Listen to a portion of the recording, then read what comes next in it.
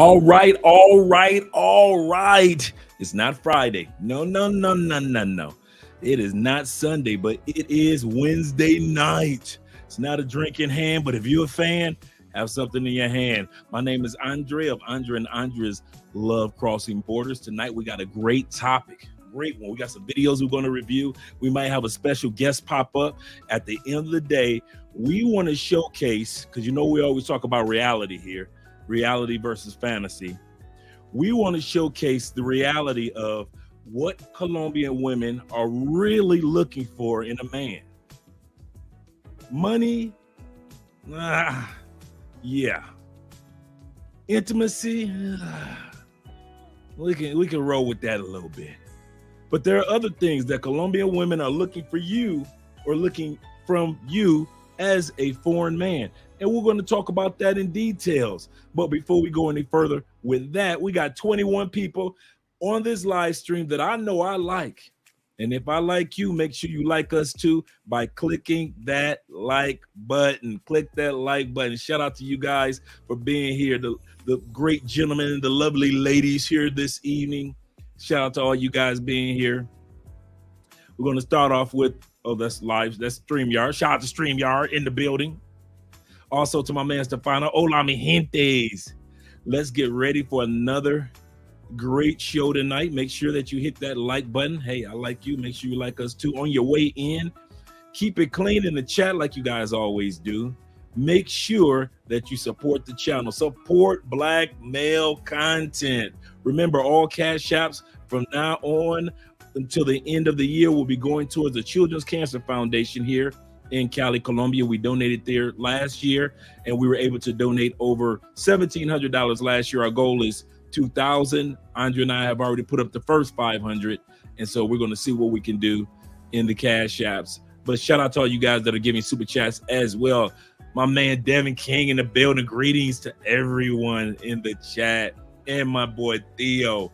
Hope you guys are learning. Theo, I'm getting some great news and some great information from guys that are taking your course. I get a lot of guys reaching out to me saying, hey, Dre, man, I'm having a great time. I'm so proud. I'm so glad that I signed up for Theo's IT course. So guys are excited about the life that they're going to live, enjoying working online as digital nomads. So shout out to Theo in the building. If you guys haven't reached out to Theo yet, I don't know if he's still taking dudes, because after the black male the Manosphere conclave in Atlanta, that major event that they just had, yeah, Theo's going to be extra busy. Shout out to Theo. My man G.S. Lewis in the building. What's good, chat gang? Like the stream. Make sure you guys click that like button. Thank you very much, Louis. Thank you very much. Mr. Gilmore himself, Mr. Gilmore G. What's up, Dre? What's up, brother? All right, EMB, my favorite fantasy football brother. No, I don't have a word for the day, and I know you're going to ask, but I am starting to seriously take my classes again. So I will be having a word of the day for you in Espanol. Now, for some of you guys that need to study Spanish like I do, there's never a wrong time. And so if it's time for me to do it, it's time for you guys to buckle down on it as well. If you're looking to learn Spanish, I heard that learning Spanish gives you access to over 600 million people around the world. I want you to realize that just by learning Spanish, you have access to a brand new 600 million people in regards to Spanish speaking countries and cultures. Be ready to take advantage of it. That's how important learning Spanish is. If you want to have something that's going to help you out with your networking, a new language will do it. Tonight's topic, we're going to do some video recaps, reviews. One of the videos is by our boy, Aaron, BMT himself, Black Man's Travel, Mr. BMT app, passport bro extraordinaire. He did an interview with a young lady in Medellin, street interview with some women in regards to what are you looking for in a man? Would you date a foreign man? Would you date an American? We're going to talk about what these ladies had to say. Also, we're going to do a recap of a video from our friend Paola Sands. Paola's been on the show before. She's the one that kind of blew up on YouTube a little bit and on TikTok when she did the YouTube short about calling me amor is good, but calling me mi negrita is much better. We're gonna do a recap of an interview that was done with her. I actually reached out to Paola. I'm looking to hear back from her to get her back on the show again because she was here with Andrea and I about a year ago. My man Beach Materials in the building as well. Shout out to you. And Tevin says, welcome everyone. And remember to hit that like button. Shout out to all you guys that we're reminding each other to click that like button, support male content such as my man Monk Mode 1 with the loving photo. Always, every time I see his photo, man, I appreciate that. All right. You say, what's good, brother? Salud. Yeah, I knew you were going to ask. I knew you were going to ask. I knew you were going to ask. Mike Lowry in the building. OG, triple OG, back at it again. I'm back at it again. Let's go. Let's go. We got 44 people in this live stream that I know that I like. I like all 44 people in the live stream. Make sure that you like us too by clicking that like button. Definitely. Let me scroll down to all you guys. Man, I'm excited tonight. I'm really excited about this one. Yeah, and these women are gorgeous. So all you guys that like to sit back and look at the beautiful ladies, this is that episode for you. This is that episode for you. Shout out to you. Shout out to you being here today, brother. Let me see if I can pronounce this correctly. Hassani, my man in the building, representing us brothers that wear the spectacles. Shout out to you, brother. He said, good evening, Andre, and fellow travel brothers, travel bros. Yes, sir. Yes, sir. And he clean with the towel. I ain't mad at you, brother. I like that. My man is in the building. Shout out to you. You guys are coming up with the new names now. Mad Halatian. Did I say that? Hallaton? Mad Hallaton? If I pronounced it wrong, blame it on my head, not my heart, brother. Being on while being on here, let me see what the first part you say. He said, just watching some pro wrestling. All right. Appreciate that, brother. Thank you for supporting and being on here. This is gonna be a good one, guys. You're gonna get your money's worth. My man's in the building. Shout out to you. He said, hey, love crossing borders. My students' fathers told me to tell you, thank you for the montage of pictures of them while they were on the last video. While their sons were with their passports, also they want me to keep telling their story. That's good, man. That's good. If you guys haven't been around for like the last 9 months, our brother here was a school bus driver at one point in time, and the fathers of many of the men that were about to graduate high school of the bus that he rode, they were passport bros. The fathers got their sons' passports, and these sons have graduated since then, and they have traveled to different parts of South America, living the life that they deserve to live as the descendants. I said it, Passport Bro 2.0, the descendants of Passport Bros, Passport Bro, the lineage, Passport Bro, the story continues, the saga continues, whatever you want to say. Our kids and grandkids will be having passports. Oh, the buck does not stop here. Not my family, not in these men's family, not in these men's family. It's gonna continue. It's gonna be Passport Bro 3.0.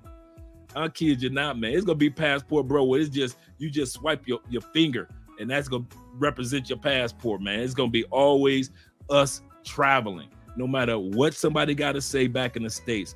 I just read a stat the other day. I didn't even know this. Did you know that times are so tight economically in the United States? Now, you guys always hear me quote that over 61% of all Americans are right now living paycheck to paycheck. 61%. You guys have already heard me quote that Walmart's fastest growing group of customers are millionaires. Walmart's fastest growing group since late last year, millionaires, since the pandemic actually. You guys have already heard me say the largest growing group that are living paycheck to paycheck are individuals that are making six figures. I heard one and read the article the other day. Blew me away. I did not expect this one. This group of individuals that live paycheck to paycheck in the United States, 50% of individuals that make over $250,000 a year. If you make a little bit over $250,000 a year, up to $1 million, many of these individuals are living paycheck to paycheck. You talk about making $700, blowing the money, just blowing the money. I remember I was watching a video of a repo guy. He said, I drive past, he said, I've been doing repo for so long, I can tell you whose car is about to get repoed. And he showed an example. He drove past a dude with like very expensive $100,000 car, another $100,000 car. He said the way that they got them parked, he said they're trying to hide one from getting repoed.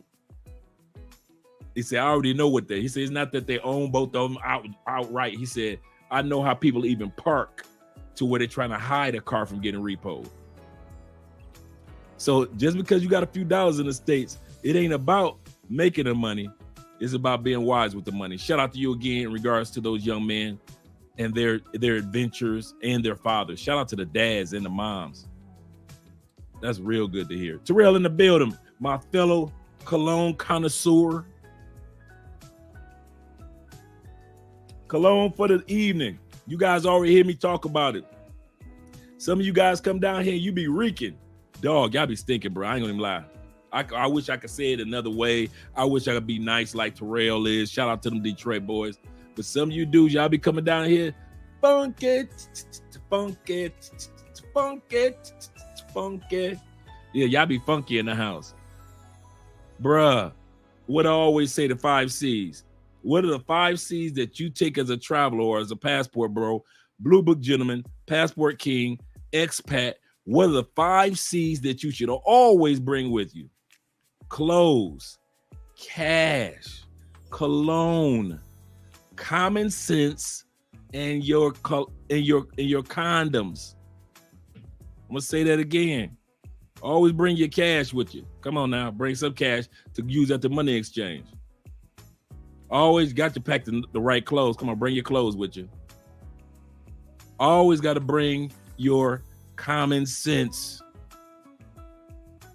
Always got to bring your cash, cologne, common sense, condoms, and yeah, like I said, cash. I got lost myself. Cash, clothes, common sense, condoms, and your colognes. It's not too many of y'all. I pick up a lot of you guys from the airport. It ain't too many of y'all that I get on that I pick up from the airport and I be like, what's that you got on? And I understand you've been flying all day long, so you ain't trying to smell jazzy anyway. So don't think I'm coming at you. But once you get here, make sure you got some cologne in you. And I'm talking about even the travel size. Here's the tonight's cologne is the Dior Homme Intense. If you wonder how it smells, it's probably one of the cleanest since Blue Chanel. This is probably the cleanest cologne that I've ever smelled, dude. I'm talking about straight out the shower. I'm talking about this cologne, man. It's like a man. If they could make baby powder for men coming straight out the shower, that's what this is. I kid you not. I kid you not. This is so ultra clean. And then you got the little travel one you can take with you. So if you want to just take a little travel one, this is the Allure Homme Sport. That's the sport right there. I don't know if you can see that. But yeah, even if you carry a little travel one, here's another little travel one of Allure Homme by Dior. So these are little small travel ones. You don't have to necessarily carry the big one. Or you just order some of these. Bam. I put the colognes in there. They got the little thing at the bottom right here. You just take the top off the cologne, right? Take that top off. And you just take this, see this bottom? You can order these from Amazon, like 6 different colors. You just take it right here. I just took the top off the cologne. See that little tip? So you just see the tip is gone. And you just take it right here, bam. And it just fills it up. So now you got a little travel one. And I got all those different colors. So no matter where I go, if I'm going out to the club with you guys, I'm partying. Oh, you know your boy gonna be smelling good. As soon as we go, because you know us, we going to at least 2 clubs, if not 3. I could put this in my pocket. I got to smell good when we go into the next club. I ain't going to no one club smelling good and then the rest of the night I'm smelling like, I'm smelling like salsa dancing. Oh no, my friend. Oh no. I got to smell good all night long. Then you just put the cap back on there, bada bang, bada boom. Like I said, they come in so many different colors, man. So many different colors. You can get them off Amazon. What I'm going to start doing, guys, I'm going to start putting the links down for some of this stuff. I didn't think about it. Put some of the links down so you guys can start ordering some of these things. They're not expensive. Not expensive. And the colognes that I get, not expensive, like 50, 60 bucks. Every once in a while, you see me get some vintage colognes. But most of my colognes are like 25, 30 bucks. The colognes are inexpensive.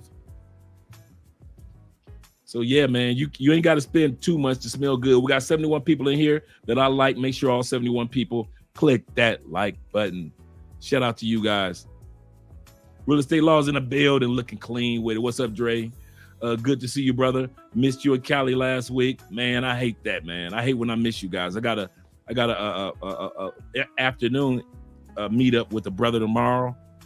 I just dropped another brother off. Shout out to my man Tom out of the Chi-Town. Really good brother. Came down here for a good week. Hung out with me. We sat up there, watched the soccer game, and just last night, the Colombia soccer game, Colombia versus, I forgot, Peru. Colombia versus Peru. I think it was Peru. It was Colombia versus Peru we watched last night, and it ended in a tie. But yeah, man, next time you come down, we got to hang out. Shout out to my man, Theo, once again. Spanish, over 50 million hotties. There you go. Also that, too. Without a doubt. Without a doubt. Let me scroll down. Let me get to some of these brothers right here. I'm in black in the building.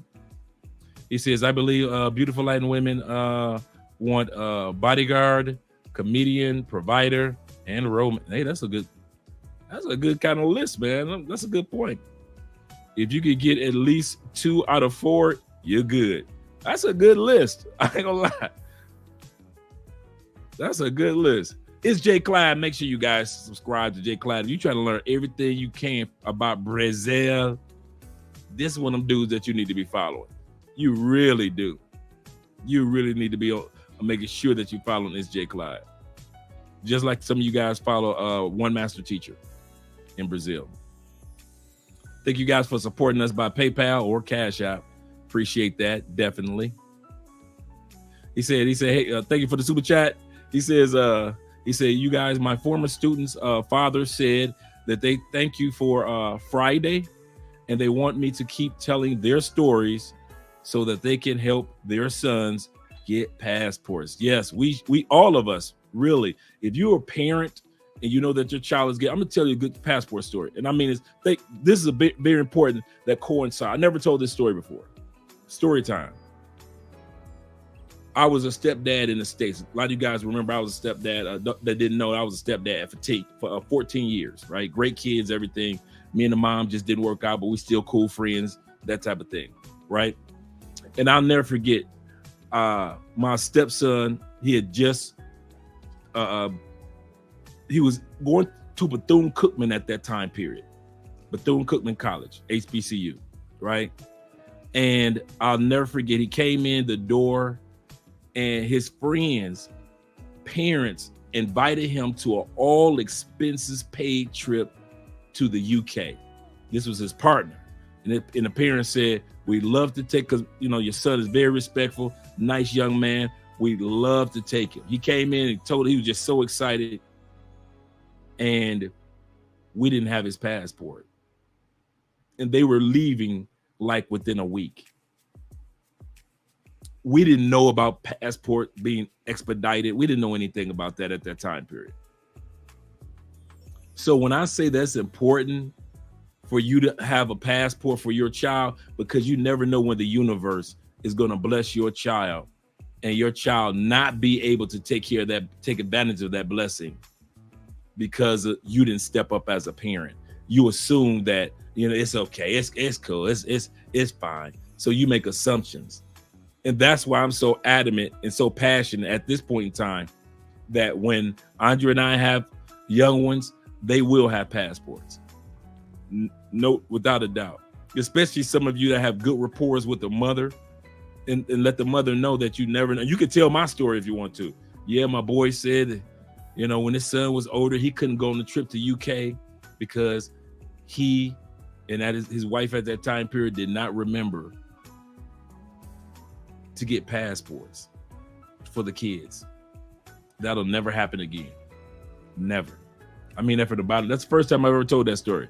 Andrea never heard that story. Reptilians in the building. What's up, brother? What's up? Shout out to you, brother. I like that name too. Jake Fleming's in the building, man. Make sure. That's a travel king right there, man. That's a blue book gentleman extraordinaire. If you guys want to get some great information, make sure that you subscribe to Jay Fleming's channel. Without a doubt, guys. We're about to get started in a few moments with these videos. Like I said, we're beautiful women tonight. Gorgeous women. We're doing a recap of some videos. One that was done by Black Man's Travel BMT. My man Aaron, he dropped it a couple days ago. I just talked to him a few seconds ago. And it was a street interview in Medellin, Colombia, of what Colombian women are really looking for from American men and what they can offer you. So this video wasn't just about what they can get from you, but it's also about what they can offer you. Make sure you guys click that like button. And then we're going to watch a video, a nice lengthy video from our girl Paola Sands. All you guys love Paola. Y'all think she's gorgeous and beautiful. She really is a gorgeous Afro-Colombian sister from the coast. That means that she's from that Cartagena, Barranquilla, Santa Marta region, right off the Atlantic Ocean here in Colombia. And we're going to watch a brother that interviewed her. So shout out to him. And a brother named Kyrie actually interviewed her. So we're going to watch those interviews. Let me make sure I got everybody. Oh, Mad Haitian. I don't know why I put an L off in there. Let me know if I pronounced it correctly. Mad Haitian.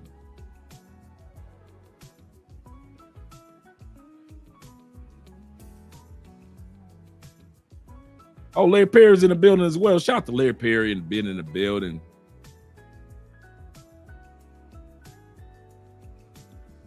Haitian. I don't know. That's why I said I don't see why I put that L off in there. Come on, Dre, get it together.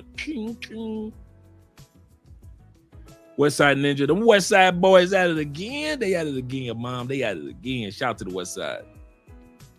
I'm gonna hit these super chats in a second, guys. Shout out my man Johnny's in the building. Johnny Blaze. Johnny Blaze, the Ghost Rider himself. Ghost Rider himself. What's popping, East Side? Hey, you know how us East Side boys do, them East Side Detroit boys. You know how we do. What up, though? He says, shout out to all passport bros and all aspiring passport bros. We already won in the hyenas and the simps. There's some simps out there, bruh. Goodness gracious. I mean, there are dudes out there on YouTube that got pom-poms bigger than women.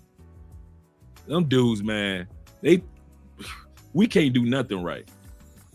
We can't do nothing right. These dudes.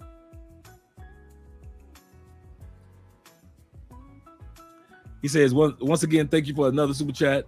He says, one of the fathers saw me on YouTube and shook my hand and told me to keep spreading our stories so that we can create more Passport Bro Juniors. You better believe it, man. You better believe that one. I kid you not. Yeah. Oh yeah, Cologne. Yeah, that was the one I missed. Thanks, Aisha. All right, let me scroll down because I want to make sure I just got just about everybody. At least an intro. Black Newbie, them Canadian boys at it again. They at it again, straight out of Canada, straight out of the beauty. If you guys have never been to Canada, that's a beautiful country, man. I kid you. And Canada may have a little areas that's wild, but one thing I can say, Canada is clean compared to the States. Clean, fresh air. And I'm gonna tell you something. My favorite thing of Canada, you know, coming from Detroit, we just take the bridge or the tunnel from Windsor all throughout Canada. Man, going fishing. You talking about some good bass, good trout. I'm talking about some good fishing. Good fishing in Canada. Woo-wee. You gonna come back happy from Canada. Believe that. Shout out to my man Theo. Yeah, that intense. Yes. Yes, new version. Yes, that 100 mil. Just bought. I'm glad you just bought it. Shout out to you, Theo. Yeah, shout out to you. Great minds think alike. Great minds think alike.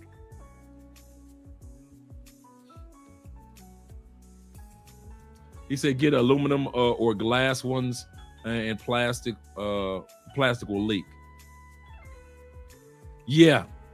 Yep. Get the aluminum, like you were talking about this, the aluminum ones or the glass ones. When you're talking about this right here, I think you're talking about the cologne cases. Yeah, the plastic ones will leak eventually. Yep. And they will worth it, man. It's really well worth the investments because you can just stick your smell good in your pocket. Bam, bam, bam, bam. He said, I told them that I will keep on doing it because I see you guys networking and helping out each other to help your sons and fathers, to help your sons and other fathers get. Yeah, that's absolutely correct, man. One thing I like about all you guys on this particular channel and other channels, don't get me wrong, the network that we have. We have a network of guys in YouTube when it comes to Passport Bro experience. You have a network of guys that are like Flyboy Way, that can introduce you to the fun side and Ace Live and Check and Effect and these other guys, Marwa, I am Marwa, and other gentlemen that could show you the fun way of travel safely, where to go, hotels, which celebrations to enjoy, things like that. You've got other content creators such as Jay Fleming, such as One Master Teacher. You got Crypto King Los. These guys are trying to show us about how to financially put ourselves in a position to be able to do what we do as travelers. As well as you got dudes like Theo and other individuals that'll show us about how to build a life online to where we can make that online money. I was just doing a consultation with a brother today. He's a six-figure man, but he said, listen, if I could make 50,000 and live in another country, he said, I'm willing to give up 50,000 of living $100,000 and making 100,000 plus in the States to make 50,000 and live the life that I really want in another country. I kid you not. I'm gonna tell you how powerful 50,000 is in Colombia. I mentioned this a couple of weeks ago. The average, and I'm talking about very successful, doctor, attorney, senator, and president doesn't make $50,000 a year. I think the president is the only one that makes like maybe 60, 70,000 a year. Now we know politicians got the hookup, right? But if you right now are making $50,000 a year, you make more than the senators, all the senators in Colombia, Argentina, Peru, Chile. All of you make more than all the senators. The average doctor doesn't make what you make in most of South America. The average attorney, the average accountant doesn't make what you make. That's how powerful $50,000 a year is. That's why you guys hear me say with no reservations, I would rather make $50,000 and live in the countries that I want than to make $200,000 and living in the States in a country I damn sure don't want to be in. Because after taxes in the States, you ain't got $250,000. And then after you pay those taxes, you're paying taxes at the grocery store, taxes for when you pay for your medication, taxes when you get gas at the gas station. You're constantly paying taxes on taxes. If you buy something else, it's more taxes.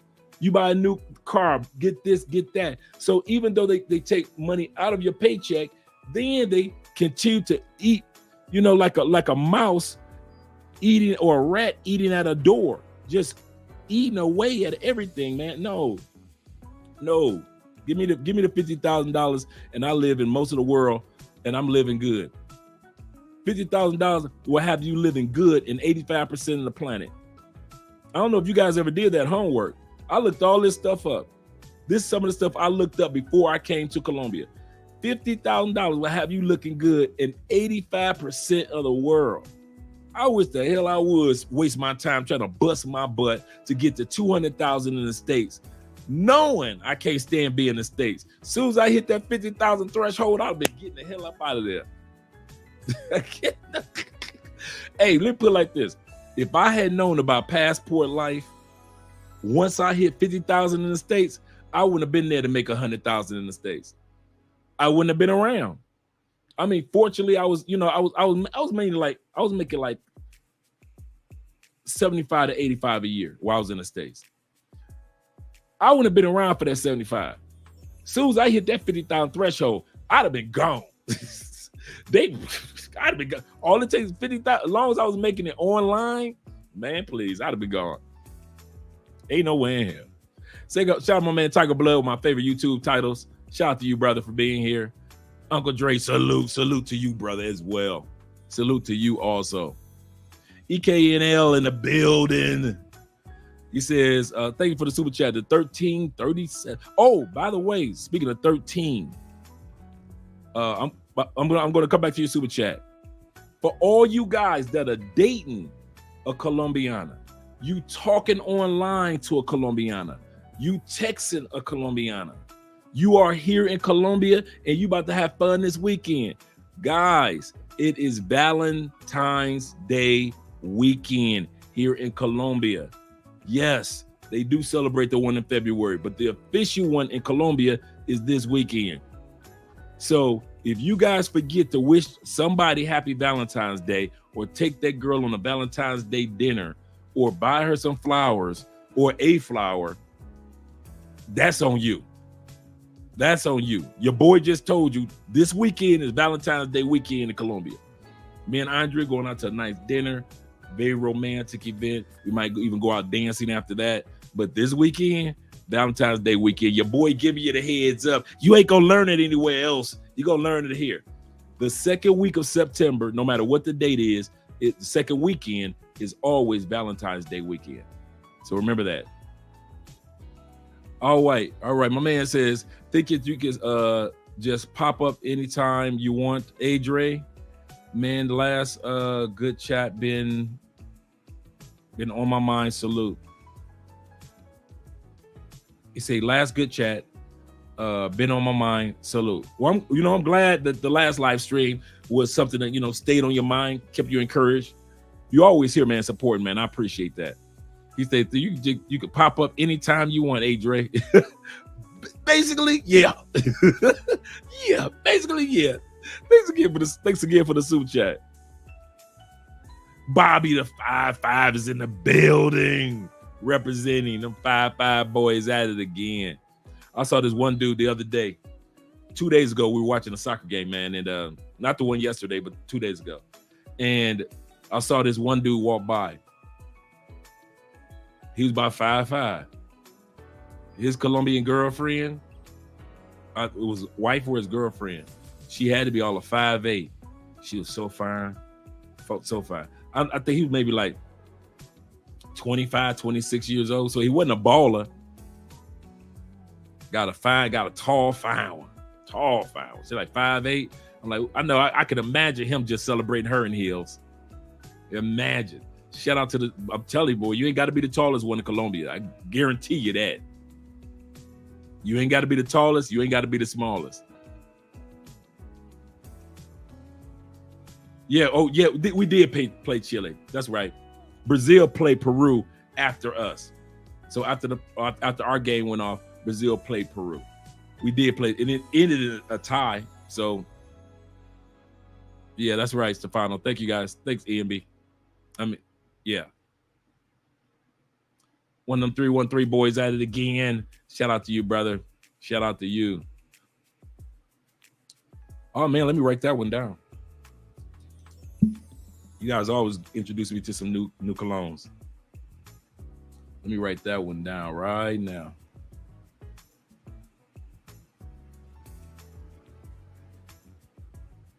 Good looking out.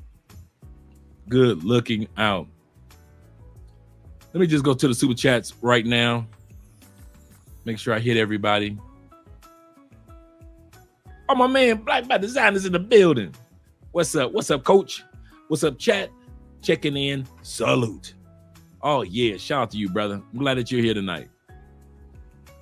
All right, let's get started with the videos. If I didn't get a chance to give you a shout out, such as Speak Spanish Now, make sure you guys subscribe to his channel. He's always giving some great tips. I'm gonna tell you what I like about his channel.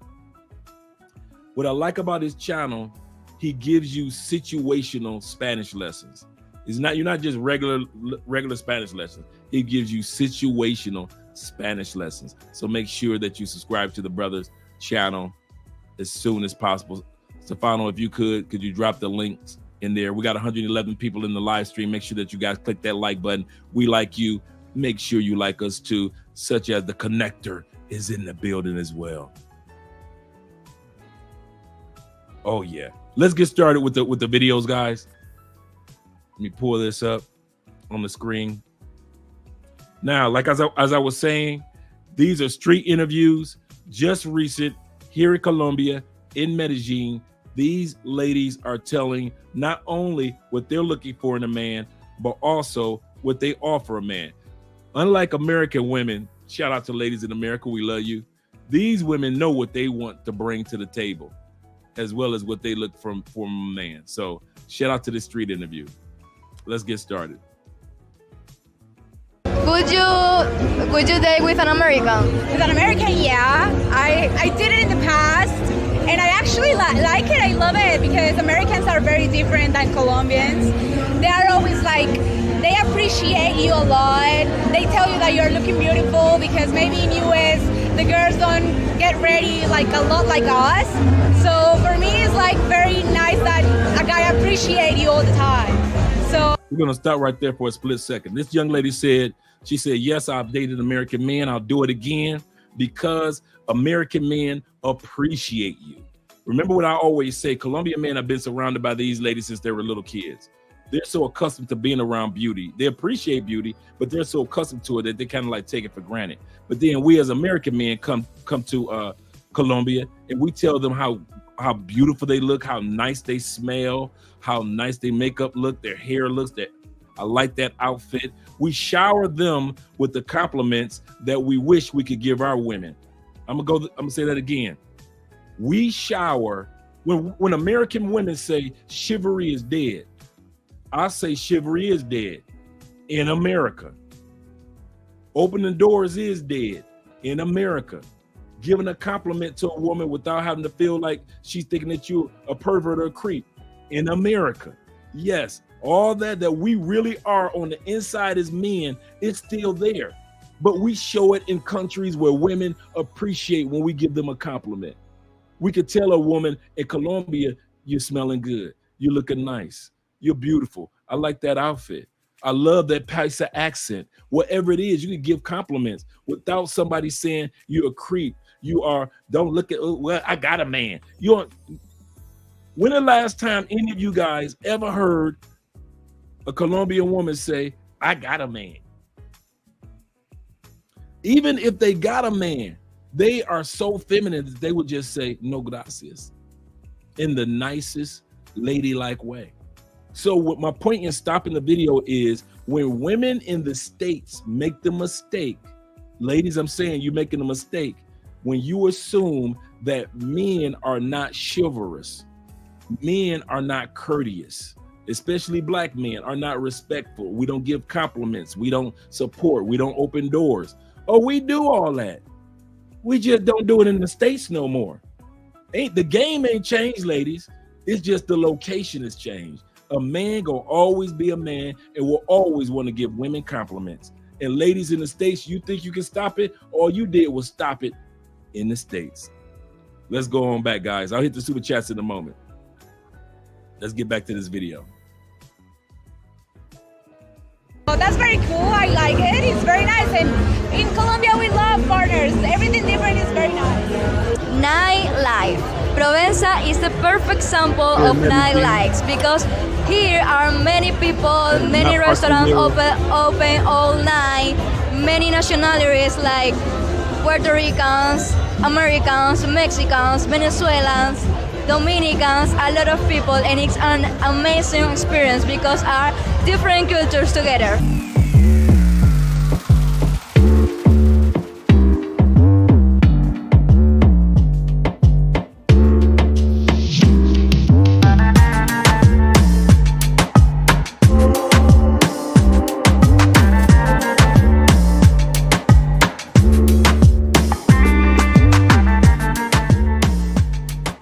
So, what is your name? Eliana. I'm gonna make you a few questions. So, ¿qué esperas de una relación? Lealtad, seguridad y sinceridad. ¿Saldrías con? Let's not take that for granted, what she just said. I'm gonna bring that back, what she just said. The 3 things that she's looking for. She said, what do you expect? ¿Qué esperas de una relación? Lealtad, seguridad y sinceridad. ¿Saldrías con un americano? Ya lo hice. Me partió en el corazón. ¿Qué pasó con él? Playing a game. Jugando. ¿Está jugando contigo? Sí. Okay. We're gonna stop right there for a second. She says she's looking for loyalty, safety, and sincerity. I keep mentioning to you guys, y'all come down here. I want to say you guys, I keep mentioning 2 guys that come down here. Don't lie to Colombian women. Don't lie to Brazilian women, Peruvian women, Ecuadorian women. You don't have to do that. I know in the States, we got to run game. We got to run game if we want that coochie. Whatever she say. You going to church with me Sunday? Mm-hmm. As long as I can smash you Saturday night, whatever you say. You like my chicken? Mm-hmm. Worst chicken you ever had. As long as I can smash you after I eat this chicken. Got you. We got to go through the dance in the United States. Here in Colombia, the women want you to be honest. But we come down here sometime and we play with their heart. Like the young lady said, broke my heart. Playing games. Playing games. And I know plenty of Colombian female friends that I have, and they all say the same thing about American men. And you mess it up for the next brother that is sincere, that really does like her. But because you came down here, you know you only here for 5 days, but you told her you were here for 5 months. You know you only want the coochie and she only wanted sex too, but you pretended like you wanted something serious. She didn't ask you to pretend and lie, but we're in such a habit of doing that in the States that we bring it to other countries. I'm letting you guys know, bottom line, you do not have to lie in Colombia to get the coochie. If you think that you got to run that lying game and those dating coaches games, you don't. This is South America. Women will give you the coochie based off of honesty, just because you told the truth. If you think I'm lying, ask the Colombian men that got side chicks. A lot of these Colombian men got side chicks, and I based off the fact, and I've talked to them, based off the fact that they just tell them that they got a woman. In the United States, we might tell the truth, we might not tell the truth. Side chick be like, by the time she found out about wifey in the States, wifey was the one that called on the phone. You sleep with my husband. The side chick don't even know that you married. But in Colombia, females like, as long as you told me the truth, I'm gonna go and give you this coochie. I kid you not, bro. It's the craziest thing. That's why so many Colombian men cheat, because they know all they gotta do is just tell the truth. I got a woman. I want you to be my other woman. What we gonna do? It's either yes or no. And they know that there's so many beautiful women that if she say no, the next one gonna say yes.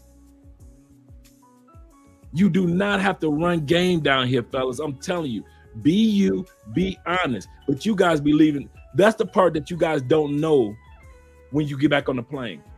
But I've seen it, and I've interviewed women. Dude, y'all break a lot of women's hearts, man. Y'all have broken a lot of women's hearts. And they tell their girlfriend. And their girlfriend tell their cousin. And the female cousin tell the aunties. And all of a sudden it's already spread around. American men are not to be trusted. That was the first conversation my wife's dad had with me. I'll never forget. You guys know I told the story. Me and Orlando sitting there and we're having a conversation. And the first thing Orlando says is, you know, there's one God. Do you believe in God? Do you have a spiritual life? And I was like, yeah, obvious. Second thing Orlando said to me was this. And he was sincere. You know, there's a lot of there's a lot of beautiful women here in Colombia. Two things he was saying to me in that statement. And I knew what he was saying because I'm a grown ass man. So I know what I would say. First thing he was saying was, can you be faithful to my daughter? Because from what we've heard, American men can't be faithful for shit. Foreign men talk good, but they don't do nothing. From what we've heard is men. That's what he's telling me. Second thing that he's mentioned was, I don't need you to be treating my daughter like she a chick in Medellin that you don't care about as a party chick. That's the second thing. You know, hey, he basically would say, I'm giving you an outs. You know, American men, y'all known for y'all cheat game. Y'all known for coming down here lying to women. So I'm giving you your outs right now. Dre, you know there's a lot of women down here. I'm giving you your outs right now. If you're gonna be with my daughter, cool, you in the fam. But if you ain't, don't come down here lie. Go lie to the next man's daughter. Don't lie to my child. And I had to respect that. I was not upset with Orlando when he said, I understood, because I would feel the same damn way. Dudes coming from another country. I don't know if you got a wife. I don't know if you got family, kid, nothing. I don't know if you kidnapping. I don't know if you got warrants out for your arrest in your home country. None of that.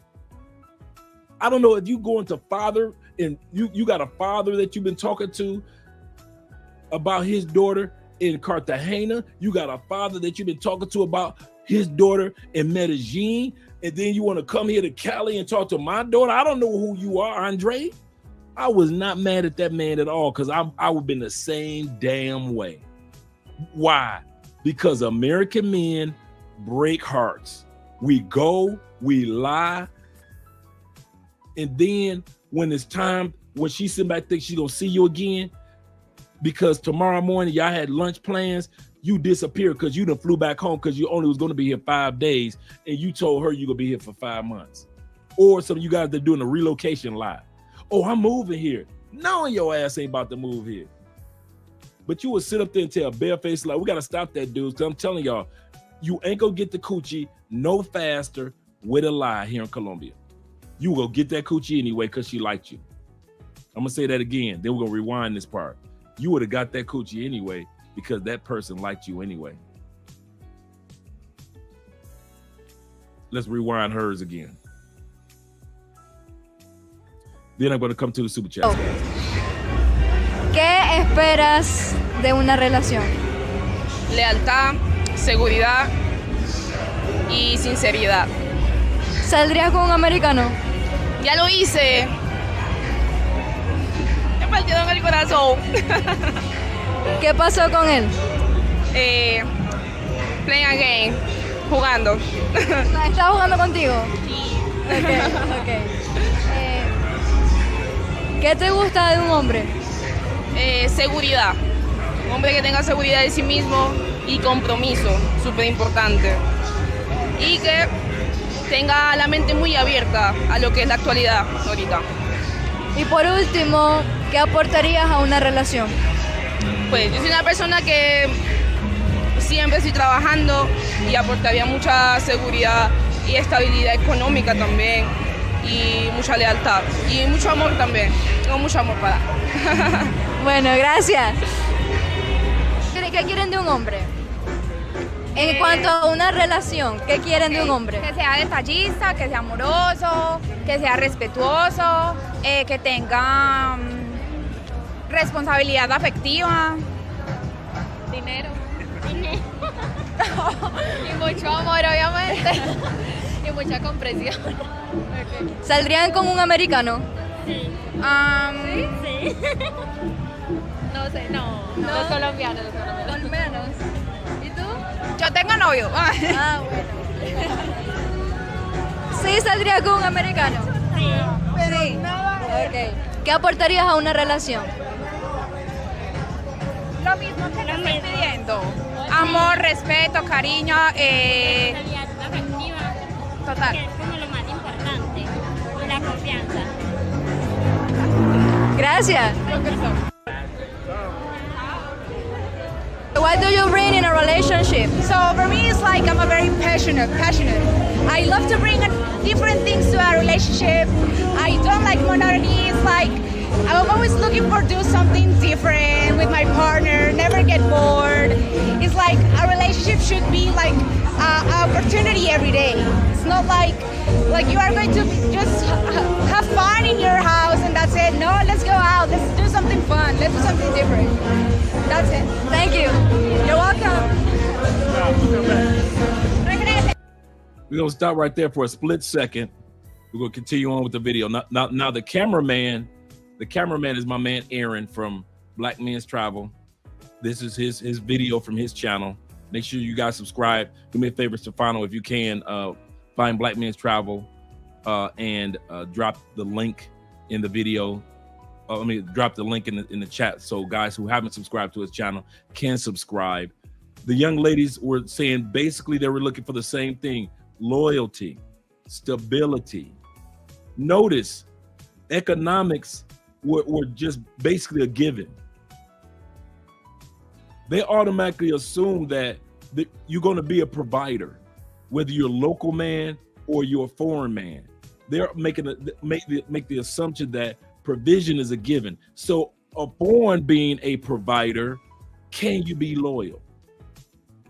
Upon being a provider, can she feel safe, secure, supported? Those are the things that Colombian women are talking about that they're looking for. And notice, they weren't saying you got to be you got to be 6 feet, 6 figures, 6 pack. None of that bull from the States. Most Colombian men aren't 6 feet. Most Colombian men don't make 6 figures, and most ain't got a 6-pack. So they're not about to sit up there and tell that bare-faced lie to you.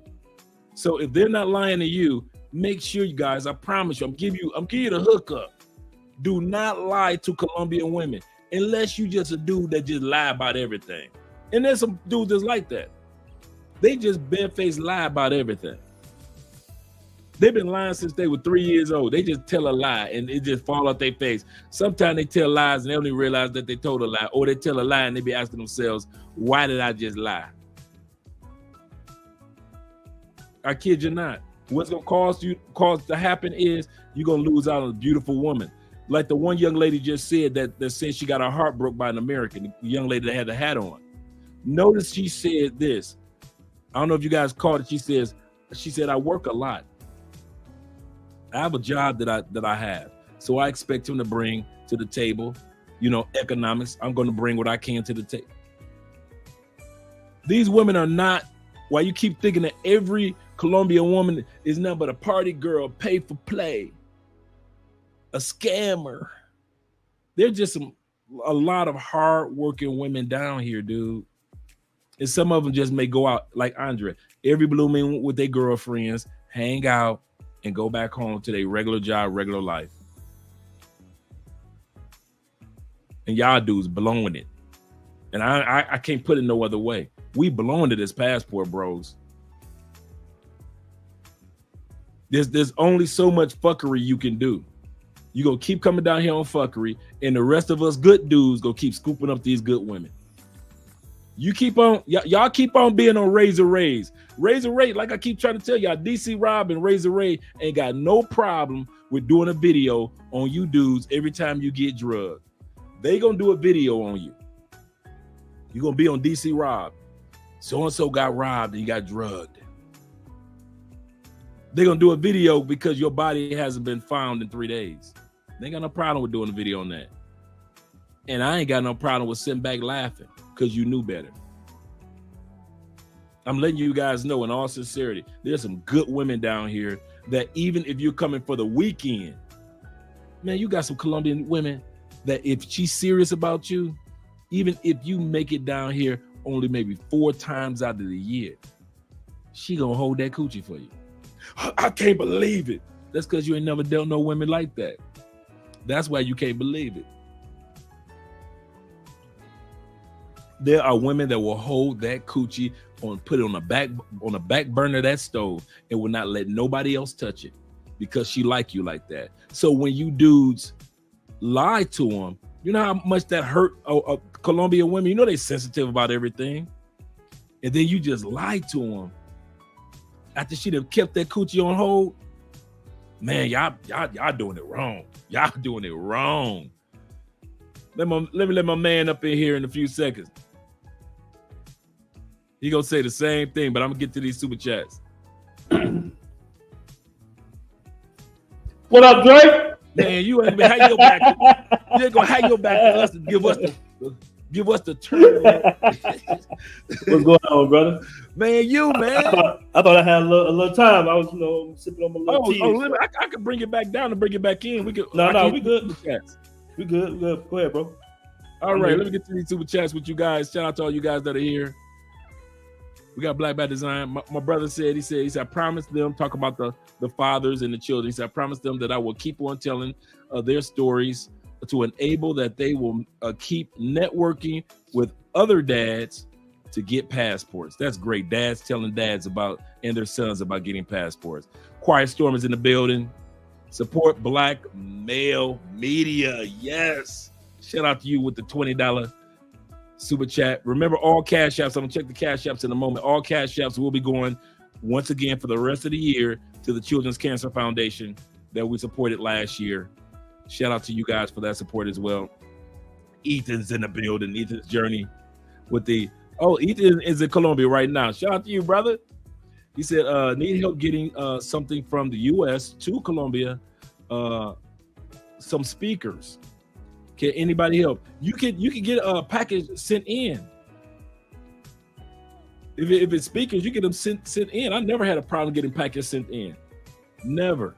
Whether it be cologne, whether it be I've had one problem was like a brother sent me a football jersey, but other than that, most of my packages make it in. So if you got something that you want to get shipped in from the States, no problem, bro. I kid you not. I've done it 100 times. And I haven't had any problems getting Amazon packages. That's how I got, like I always tell you guys, that's how I got the microphones through Amazon, the computers, the computer stands, my watches. I got this from all of them from Amazon. So I never had a problem with getting packages. What about you, Aaron? Have you heard of anybody having problems with getting packages in? You sound like you're on mute. No, not really. No, coming in is fine. It's just trying to send packages out. Right. Yeah, the issues. Yeah. Yeah. They're gonna tear it up. They're gonna tear it up, believe you me. You'll have the dogs surrounding it and everything else. Everything, man. Everything. My mom was like, don't send me no more packages from Colombia. I was like, my bad. Mom say, I don't want to get nothing. Don't send me no cornmeal. You hot out there. Oh, yeah. I'll wait till you get back in Thailand. Right. Yeah, man. How you like being back? I love it, brother. I love it. I was just telling a couple of cats out here. I was like, I love Thailand. I love Asia in general, but it's nothing like being around more of your own people. You know, like more your own vibe, because that culture is very, very different, man. You know what I'm saying? And it's cool. I'm comfortable. It's a very peaceful, laid back age culture, that Eastern culture. I love it, you know. But here it's like, I do like being around a little bit of our own. Because when I was in Cambodia, I was doing the you know how we do the black folk chat. Like, any other black folks around here? Like, damn, it's just me. And then you run into some Africans, and they kind of give you the cold shoulder. You was like, damn, bro, I thought okay, you from Cameroon, all right, I get you. You know, so I'm happy to be back though. In a nutshell, bro. I have to be back, and I can give you some backstories to the interviews too. By the way, come on, give us some backstories, man. Okay, well, the girl with the hat, she's Yeah. actually she's a good friend of mine. I know her for about 3-4 years now. And she was Tell me, you know what? As I was speaking about her, and you said that you've been knowing her for 3 or 4 years, not to interrupt you. Tell me about her personality, because she seemed like a nice young lady. She seems like, she said, I work real hard. She said, but when I gave an American dude a chance, he broke my heart. My homeboy.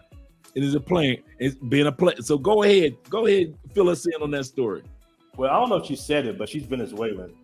She speaks a little English. She's Venezuelan. Her English is pretty good, and Venezuelan women are like really, really down to earth. But Dre is 100% correct. And I had to learn the hard way that don't lie to them. Like, don't play games with them, because they'll be done. Like, they'll be done. No matter what their situation is, they rather just, just be honest with them. Like, they know you're American. You gotta have different women and everything. I think that was what my friend was kind of like. Both of us, we was fresh to Colombia. This is like our first year out here, and we didn't know that it was a lot, so many options for us, way more than we used to having in the States. Let's just be honest, and just dating and everything like that. But yeah, she's real cool, down to earth. I don't think he intentionally did it, but it was at a time where, of course, just so many women out here, man. There's so many options, and Latina women are jealous on a whole nother level. So you rather be straight up with them, man, because if they find out, you better. And I think that they're jealous on another level because they invest in so much of embracing, supporting you. Love is a real thing out here. Yeah. Yeah, love is like the romantic culture is heavy here. Whereas I see in Asia, it's kind of like it's love, but it's more like an arrangement, really. Like, you're gonna be the provider, she's gonna assist you in whatever you're doing, everything. Y'all can rock out like that. But here it's like real deal romance. Like in Asia, you can kind of like, all right, honey, I'm go out with the fellas for some cigars. I'll be back. And she kind of know what you're doing. I don't know what you're doing, right? And she's like, all right, don't you pay these bills? Bring your ass back home. You good? That type of stuff. And Latin America, it ain't like that. It's like they ain't. You're gonna be with her everywhere. So it's a beautiful thing, man. And yeah, the first girl in the video, she's real cool. Of course, she speaks English fluently, and she's real down to earth, real nice chick. I always go holler at her. She's real cool too. It's some, man. When I'm in Provenza, brother, it's just amazing. Like I have a part 2 that coming out like tomorrow. I'm glad you mentioned that. Yeah, it's some part 2 coming out because I'm trying to like. There's so much disinformation, like you said earlier, and I see a lot of guys. And I had to get on one of my guys just recently because I'm like, he's like, yeah, me and my girl. I'm like, yo, girl, bro, you just got here last week. Well, hold up. You know what I'm saying? But a lot of guys will try to take serious the party girls, and I call them gringo hunters. Like the girls kind of in the clubs and the bars that's really like trying to seek resources from this foreigner, and you overlooking the girls in the ice cream stands and the electronic shops and the bankers, the tellers. I mean, so many of them are single and would like a man that's responsible, right? And like a man that's learning Spanish or trying to communicate like that, So I'm trying to cover those women just to show guys, you know, a balance, because what they see on all these other YouTube channels, I'm not calling the other channels out, but you just see the girls, you know, in the streets, you know, the outfits. You're like, oh man, damn, I'm gonna go out there and get that one. I'm like, nah, don't get that one. Don't take that one too serious. Take the one in the bank across the street. You know what I'm saying? Take her, because she's working hard for her money, man. And they work hard out here. They work 6 days a week. You know, and a lot of them, like the one I'm talking to right now, she works 7 days a week, but she's about to start working weekends so we can spend more time together. She's Afro-Venezuelan, basically. So you got some good, solid women out here, man. They ain't really trying to play no games. The biggest thing I've noticed here is, and I've learned this, is the fact that America has that hookup quick culture, right? And we kind of bring that down here. Let me sit back and listen. Yeah, that's the wrong thing to do, because here it's not really a hookup culture. Like, it's an in-game culture. When I mean that when you're dating, they're taking it seriously. Like, they're looking at you to be a potential husband, versus in the States, it's just like, you're a fling, basically. She knows you're a fling. You know she's a fling, especially in Atlanta where I'm from, man. We do like 2-year flings, 6 months, 8 months, and we on to the next. You know what I'm saying? We switch out like we switch the furniture. But here it's more traditional. You can definitely find a lot of traditional women. You got to take your time with them. You got to be honest with them. Let them know what you're really looking for. And you can find you something solid. This is the reason that most of all the YouTubers that's traveling around the world are back in Colombia. Yeah. Yeah. And you got guys you got YouTubers that's been to 30, 40 countries. I've only been to a few, but they've been all around the world. Yet they all find their way back here in Colombia, you know. So it's kind of funny that you would say that. Andrea, my wife, she has a newfound appreciation for her own country because of us passport bros, blue book gentlemen, and she sees Colombia through our eyes now, not just through the everyday politics of growing up Colombian. She actually sees like, wow, these guys really see the beauty of our waterfalls and the healthy water and the food, and they really see us women as valuable. They really see, you know, our dancing, our music, our reggaeton performers, and our hip hop artists as real artists. And so now you got Colombian women that see and appreciate their country through our eyes. And the reason why I said that is when Aaron says that these women want to hook up for an end game, the end game is not a green card to the States. Not every woman is trying to leave their home country. You guys got to get that out of your mind. I know we sat out on comedies growing up, and we actually, just to get a green card takes 2 to 3 years. So even if you took her and she landed in the States, it takes 2 to 3 years to get a green card. Go ahead, Aaron. I know you're about to say something. No, I was going to say what really spawned the video was a response to a YouTuber, a woman basically, who was dissing passport bros, and she pulled up the 90-day fiance stuff on the video. Then we had another woman that indirectly dissed me too. And one of her little, I think she's like big on Facebook. On Facebook, she didn't mention me, but she got a big influence. But she was talking, basically about passport bros, and she was kind of like, mentioning me to a certain degree. And I said, you know what, man, let me go out here and just spell this 90-day fiance stuff. Because coming from a background in mass communications, I know at that level, it's all scripted. It's all influenced by the producers, right? You got to hit certain storyline points. You have to change the scene. You got to go from A to B. So people like to see people miserable, messed up, so they can laugh, right? So I want to just spell the whole 90 days. That's why in the next video I'm doing, we're asking, like, would you date an American for a green card? And some people will say, oh, they're not going to say it. But you can look at the physical responses of the women. They just like, no. It's like, no, it's not. That's not even entering their heads. So I just wanted to spell that real quick. It took me a minute to get past that when I first started traveling here into other countries, because I assumed the green card thing, like she only want me for a green card type of thing. So I could, I don't have to take her as serious. It gave me my outlet to not take them as serious. But then once I start realizing how much women in other countries love their own flag, These people love their own colors. They love the representation of the red, the blue, and the crimson yellow. They love their countries, man. Brazilians love Brazil. You got people in Ecuador, people in Mexico, parts of Africa. There are people that you would assume will go for the green card. Man, they ain't trying to go nowhere. They love their families. They love their foods.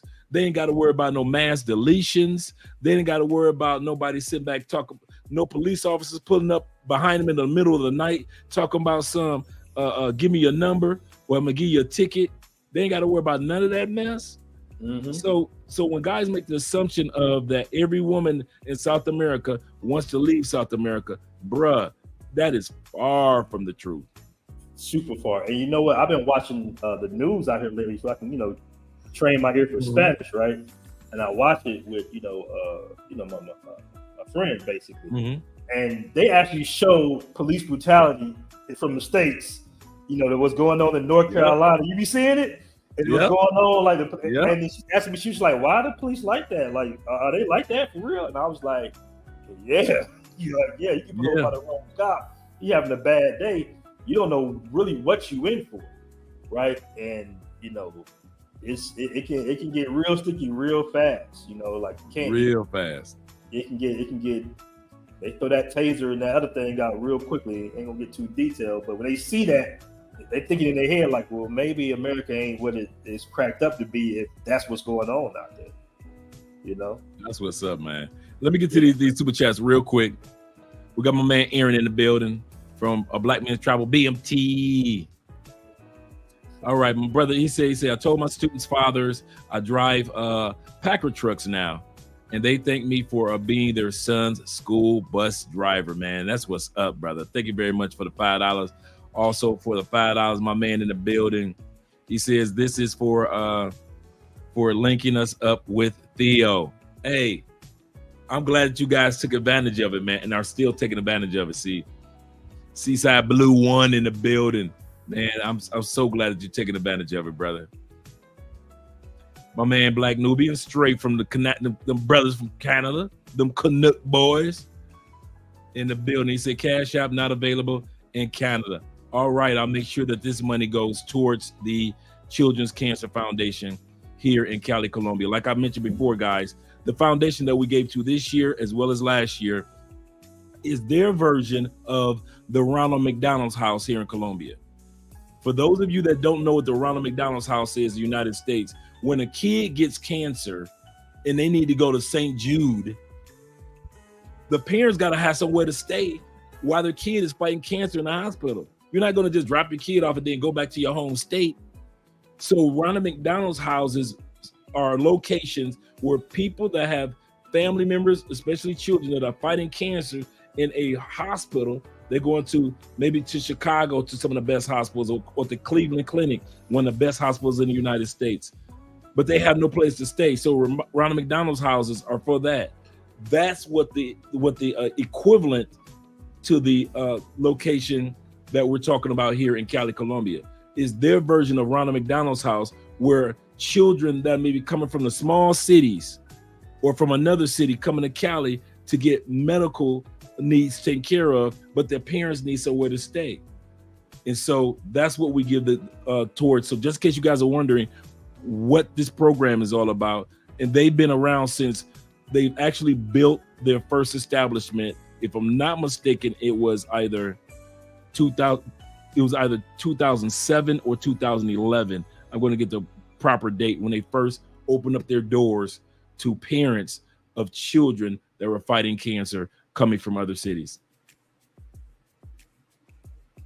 So yeah, definitely, guys. Shout out to you guys in regards to that. Wrench Turner's in the building with the $20. Shout out to you, Wrench. He says this, in lock and step with my brothers, The Quiet Storm, support Black male media. Damn it. Support us. We ain't, me and Aaron, we ain't got the breast for you. We sorry. We ain't built like Danica Marie. We ain't got an accent for you like our sister Chantel Simone. We aren't as elegant as Crimson Cure. We ain't got the curves of Sixth Goddess. I'm sorry, brothers. We brothers. So the only people that's gonna support us is brothers. So at the end of the day, continue to support Black male media. Because we ain't doing no body transformations for y'all. It ain't gonna happen. So y'all might as well support your brothers. Ethan Journey says in a building with the $10,000 Colombian pesos in a building. He said, how do I do that? He said, how much does it cost? I can't get a specific speaker in the stores, and Amazon doesn't ship them. Where do I ship it from? You would ship it from, you can get everything shipped from, because I get DHL, I get UPS, and I get FedEx all the time. Dude, if you're a mad dude, me and Andrea get more packages than Santa Claus. I'm always got some ordered, or I have one of you guys, I'll be like, hey, Aaron, you back in the States? Yeah, do me a favor. There's a blah, blah, blah, blah, blah speaker that I need here. Do me a favor. I'm gonna send you the money. Could you ship it to me? Oh, I got you, Dre. Ship it right in. And within a couple weeks, I got the exact speaker that I couldn't get through Amazon, but I got it through Aaron. So real simple. Am I correct, Aaron? You're on mute. My bad. Now I got some guys bringing some stuff down next month, actually. Yeah. Mm-hmm. Yeah, that's another thing. You gotta have somebody bring something down for you, because a lot of times you guys, colognes don't ship here.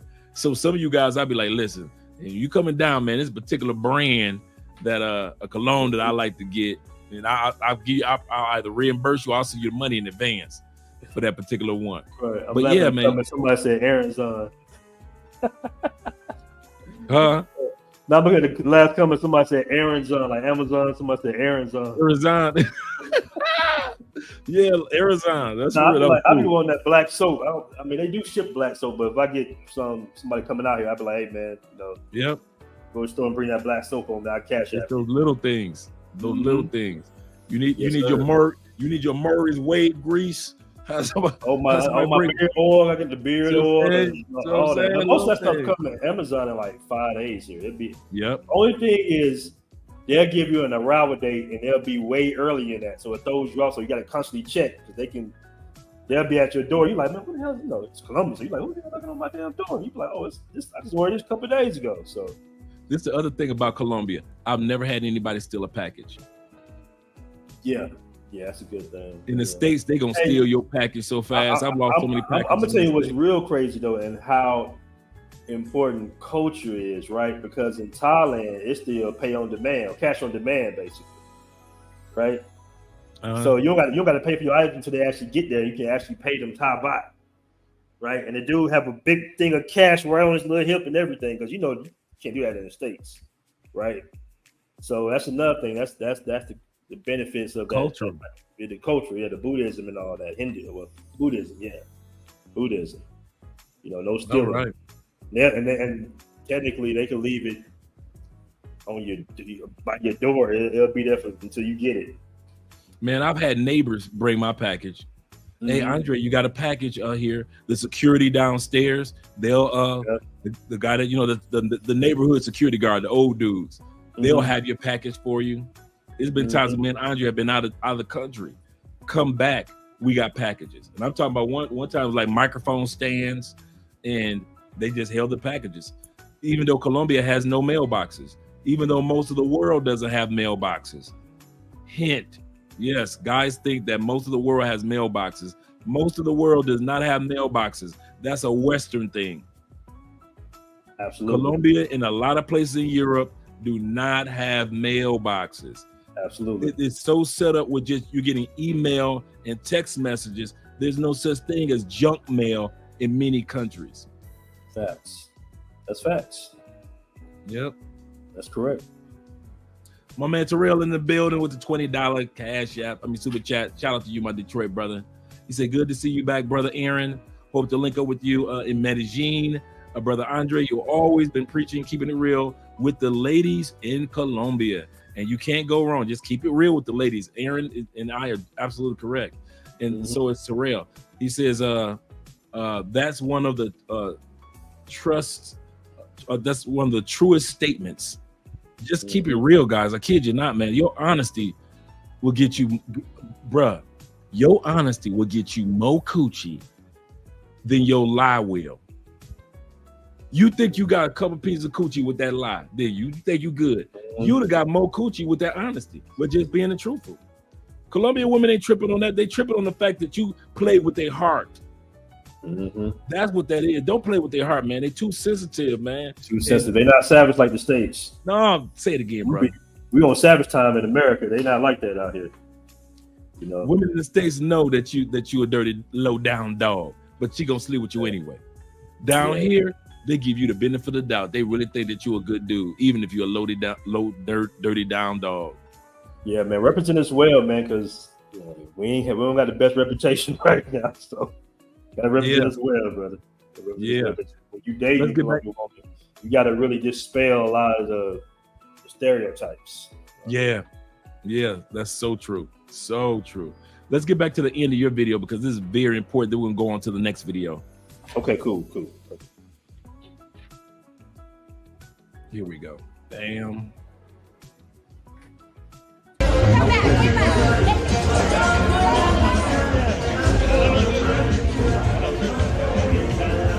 Let's continue with the interview, right? Okay. Ahora sí, ya te puedo entrevistar. Ok, dime, ¿qué te gusta de un hombre? Bueno, de un hombre me gusta que sea decidido, que sepa lo que quiere, sea responsable, que trabaje, que me trate bien, que aporte a mi vida, que me apoye, que sea incondicional. ¿Y tú? ¿Tú qué aportas a una relación? ¿A una relación? Pause. Young lady says, she said this, she said, you treat me well, you got a job, and you smell good. Y'all might have I'm showing you that one again. And you smell good. Let's bring that beat back. Trate bien, que aporte a mi vida, que me apoye, que sea incondicional. ¿Y tú? ¿Tú qué aportas a una relación?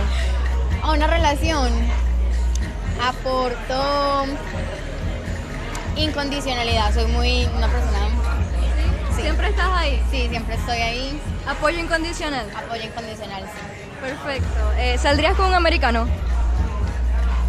Sí. ¿Sí? Sí, tendría que conocerlo primero, sí. Sí, bueno, dale, gracias. What's good, family? Make sure to check out the official Passport Bros. Get some hats, get some t-shirts.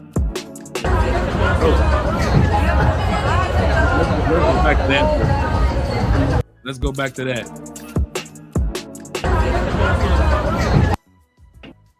Sí, bueno, dale, gracias. What's good? All right. You got the Passport Bro t-shirts, Thailand, Colombian, different locations around the world. You got the hats. All that you can do. I'm telling you guys, support Black male content, Black male products, the merch. Support, guys. I love these shirts. Even though Aaron still owes me. I do, man. I'm trying to do. That's the only thing I have not gotten. Yes, I'm going to blow this up. That's the only thing I have not gotten from Aaron is a BMT. You know what? It's you and a couple of other cats. They be like, "Hey man, where's my shirt?" I be like, "Damn, I gotta get the shirt. My bad." Man, you know I would wearing that going shirt out so fast, bro. They be going out fast. Yeah, I got you though. I got you. And I got some new prints too. I think you would like. So I got some new designs. Okay, deal. For sure, man. Deal. Sir. Brother I just want to thank on your channel, like all the brothers that support it, man. You know, we sell quite a bit. So a lot of brothers take photos with them, and it's funny, man, because when I was in almost every country I've been in, but especially in Thailand, like the women love the shirts and be stealing the shirts from not stealing, but taking the shirts from the guys. You know, because I'd be like, I'm walking in Thailand, I'm like, wait a minute, how you got a BMT shirt? You know what I'm saying? It's like, oh, I love this shirt. I'm like, okay, cool. Take a photo for me. There you go. Same thing in Brazil. Like they like it, and in Colombia. So Appreciate all this, fellas. So watch the t-shirts, man. Yeah, excellent prints, man. Excellent prints. Yes, sir. Let's go back to the other part of the video that I want to showcase as well. Good family, make sure to check out the official Passport Bros merch store.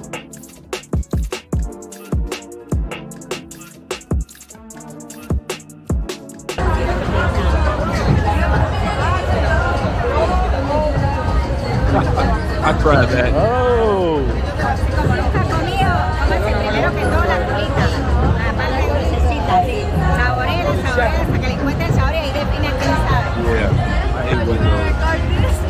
Yeah, hold on. So look at that challenge. She about to try an ant. Oh my goodness. Let's do it. I'm too loud, people. I'm gonna try.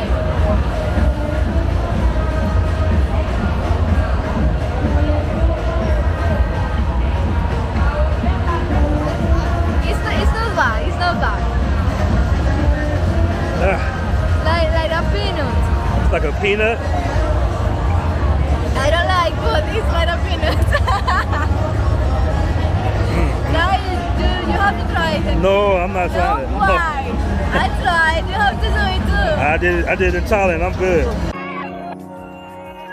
Y'all haven't downloaded the app yet? Y'all go download the Passport Bros app, man. Shout out to BMT. Shout out to the Passport Bros, man. This is something special. Everybody should get on it. We got our own social network now.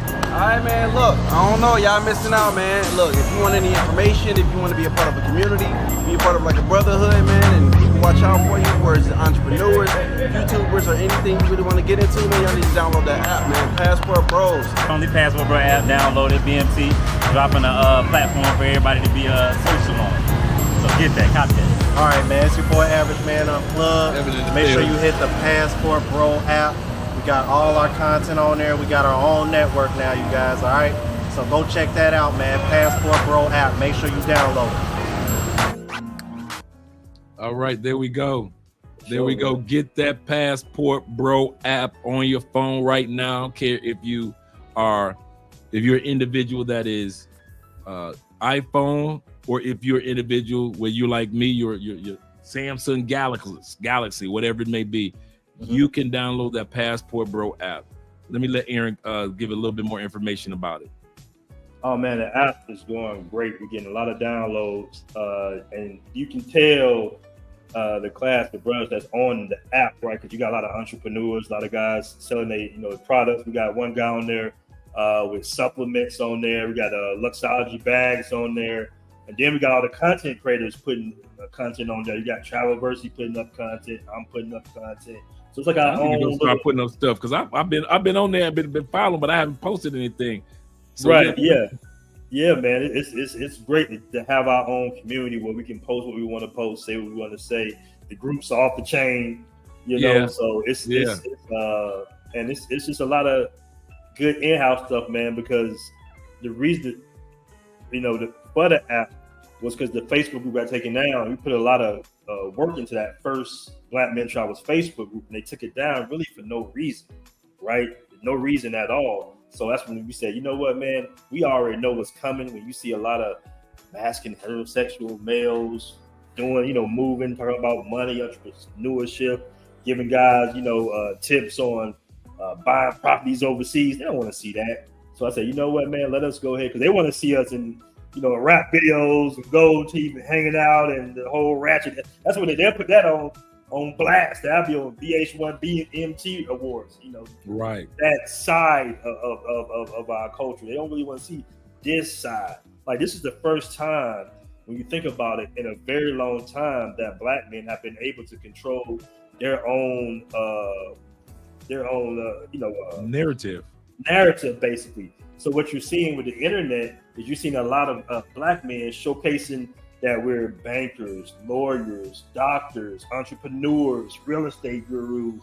We information. You're seeing a different class of Black men now, and it's a beautiful thing. Thank God for the internet to show that balance that we have with each other, and it makes us look great amongst the world. So the cool thing about the app is now we can kind of really do what say we want to say and do what we want to say, because it's an independent social platform for us, right?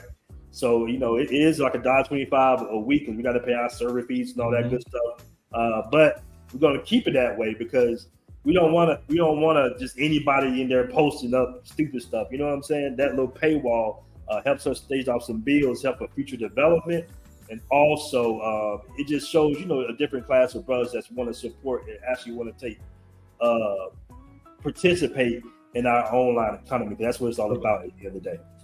And this is exactly what Kevin, as you were speaking, it just made me do a flashback of what Kevin Samuels would always say, that we need our own black male media.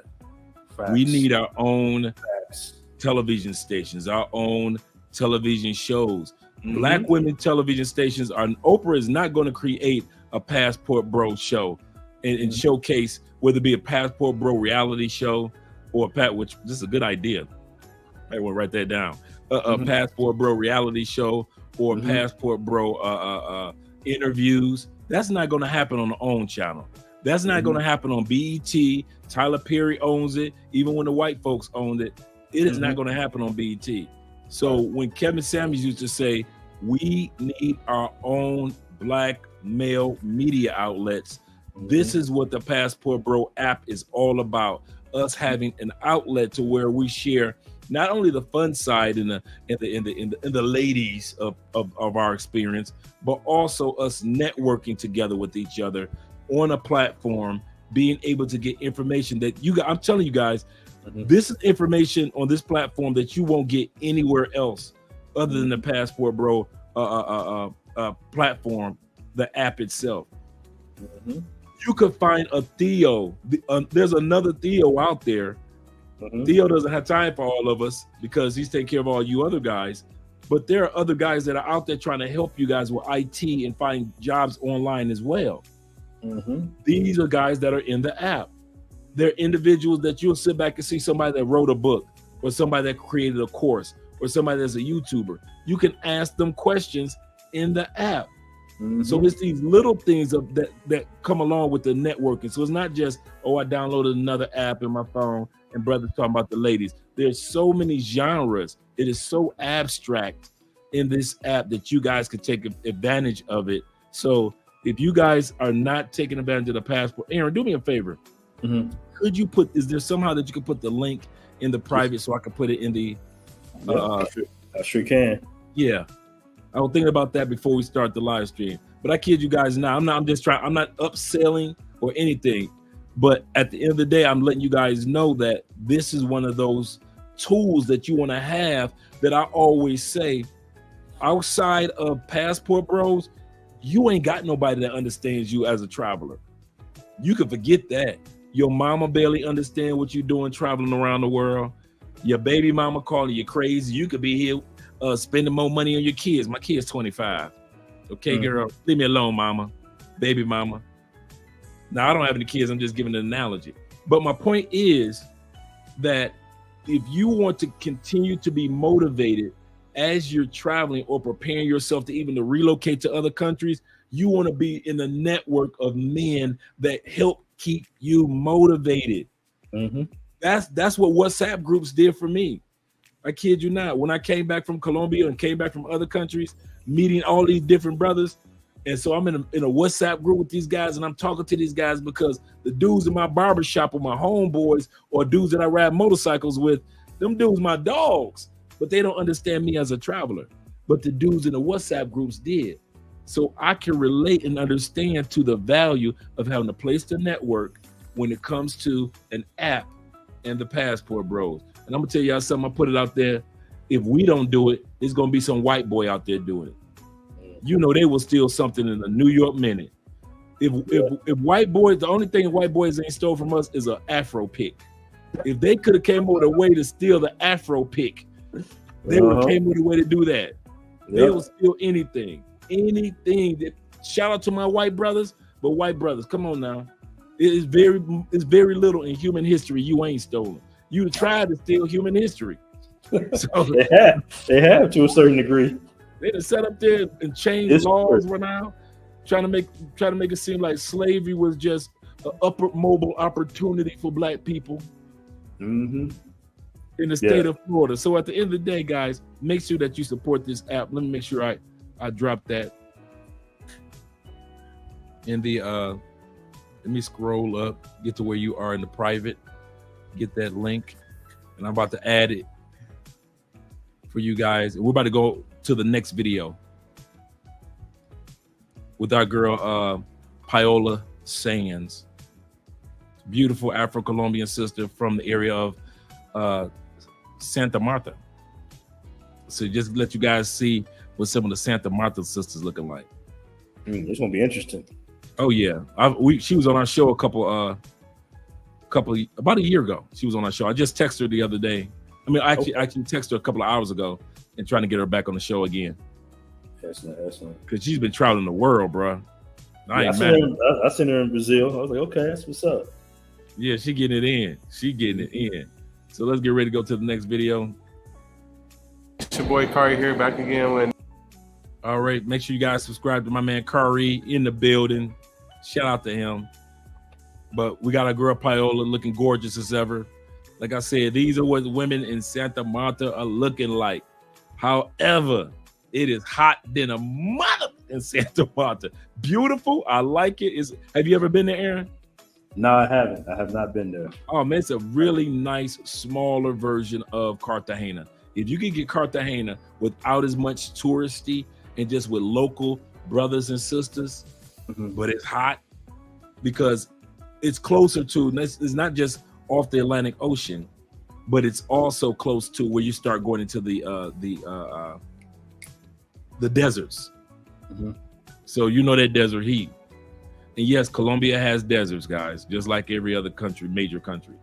But we're about to get started with the interview with our girl, Paola, really nice young lady, very down to earth. She's the type of female that we keep trying to tell you guys that are available that you guys continue to ignore because you keep running to the party girls, the pay for play, and the scammers. These are the young ladies that we try our best to introduce you guys to. We got 142 people in the live stream that I know I like. It's 142 people I know I like. So make sure you like us too by clicking that like button. Yes, natural beauty. Natural beauty. Yep. Shout out to her. Let's get ready to get started with this interview. Another video. I got a special guest on today's episode. So let's get into it. Yes, this is my home now. This is your ghetto? This is my ghetto. Hi, this is your girl Paola Sands. Let's get into it. I'm joking. Hi guys, this is Paola Sands. Hold on, that's my first question. Sorry. I got you. Just say your name. Okay guys, so this is Paola Sands. Nice to meet you. Welcome to the channel, Paola. Paola's name is Pi or P. It's like Paul. It's like Paula. Paola. Paula. Paola Sands. So if you guys want to reach out to her on Instagram, very good businesswoman. Do not be hitting her up talking about, baby, I saw you on Instagram. You so fine, girl. I drink your bath water, girl. I'm telling you, she get that all the time. You're gonna be nothing but another brother in the way. You ain't gonna do nothing but embarrass yourself. See, me personally, hey Aaron, let me go this way. See, me personally, this is Andre when I was single. Paola would be my wing girl. Right. Fine chicks hang out with fine chicks. While y'all trying to smash her, I done ran through all her friends. That's what she be in my phone as the hookup. See, that's why I keep trying to tell you guys, you need 1 or 2 females in Colombia because Colombia is a spider web that will connect you to other women. Go ahead, Aaron. That's the 100% the best way to do it, man. It's like be referred to someone. That way you kind of can validate the girl, know her history, going through, her friend. So have you a couple of, homegirls basically, 1 or 2 that can kind of hook you up with their friends and their family members and everything. And trust me, you have high value here, so they willing to do that. I was shocked when I first got here my first time, and like my guy might be dating a girl, and she's like, "Hey, do you have somebody?" I'm like, "No, not really." And she's like, "Okay, I got a friend that owns a nail shop. Maybe I'll go out and have a double date." They do that here. They do the hookup thing here quite often, actually. So you're absolutely right. Absolutely right. Just get your Spanish down. That's the big thing. The biggest thing. Get your Spanish. That's it. Get your Espanol down, and you good. All right, let's continue on. But she's good people, guys. In the States, you might say Paula, but out here they say No. Paola. Sí. Exactly. That's exactly why. So she's going to be so kind enough to answer a few questions today. She's come a long way. She's from Colombia, actually, but I don't want to get too much into Paola's story. I want to let her tell her own story. So the first question I have for Miss Paola, Nothing too hard, okay? yeah, is where are you from? Very simple. Okay. I am from Colombia, of course. I am from Santa Marta, from the Caribbean coast of Colombia. It's a beautiful city. It's the coast. It has the beach. It has mountains. It's an amazing place to grow up and to live, actually.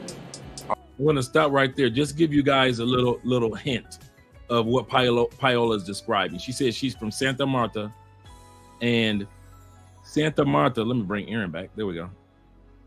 Santa Marta is, you have, like I always say, Cartagena is all on the same freeway. All this is the Atlantic Ocean. All this Atlantic. Cali is on this side on the Pacific Ocean. Colombia is one of the few countries that has two oceans. So right at the Atlantic Ocean, where it's hot as can be, you got Cartagena right here. 2-hour bus ride, only for $4. 2-hour bus ride, you're in Barranquilla, like for the Barranquilla Festival in February. 2 hours later on a bus ride, only $4. You're in Santa Marta. So that's where Colombia, you see it kind of like goes up, and then it goes up towards the desert area where Afro Wahita Maya, she's from that area that gets kind of like where it's like extremely hot desert, small towns. That's where Maya's from. That area that's like Santa Marta's right here, and then it just goes up. And when you get off the airplane I've never seen this before. When you get off the airplane in Santa Marta, the airport is literally off the Atlantic Ocean.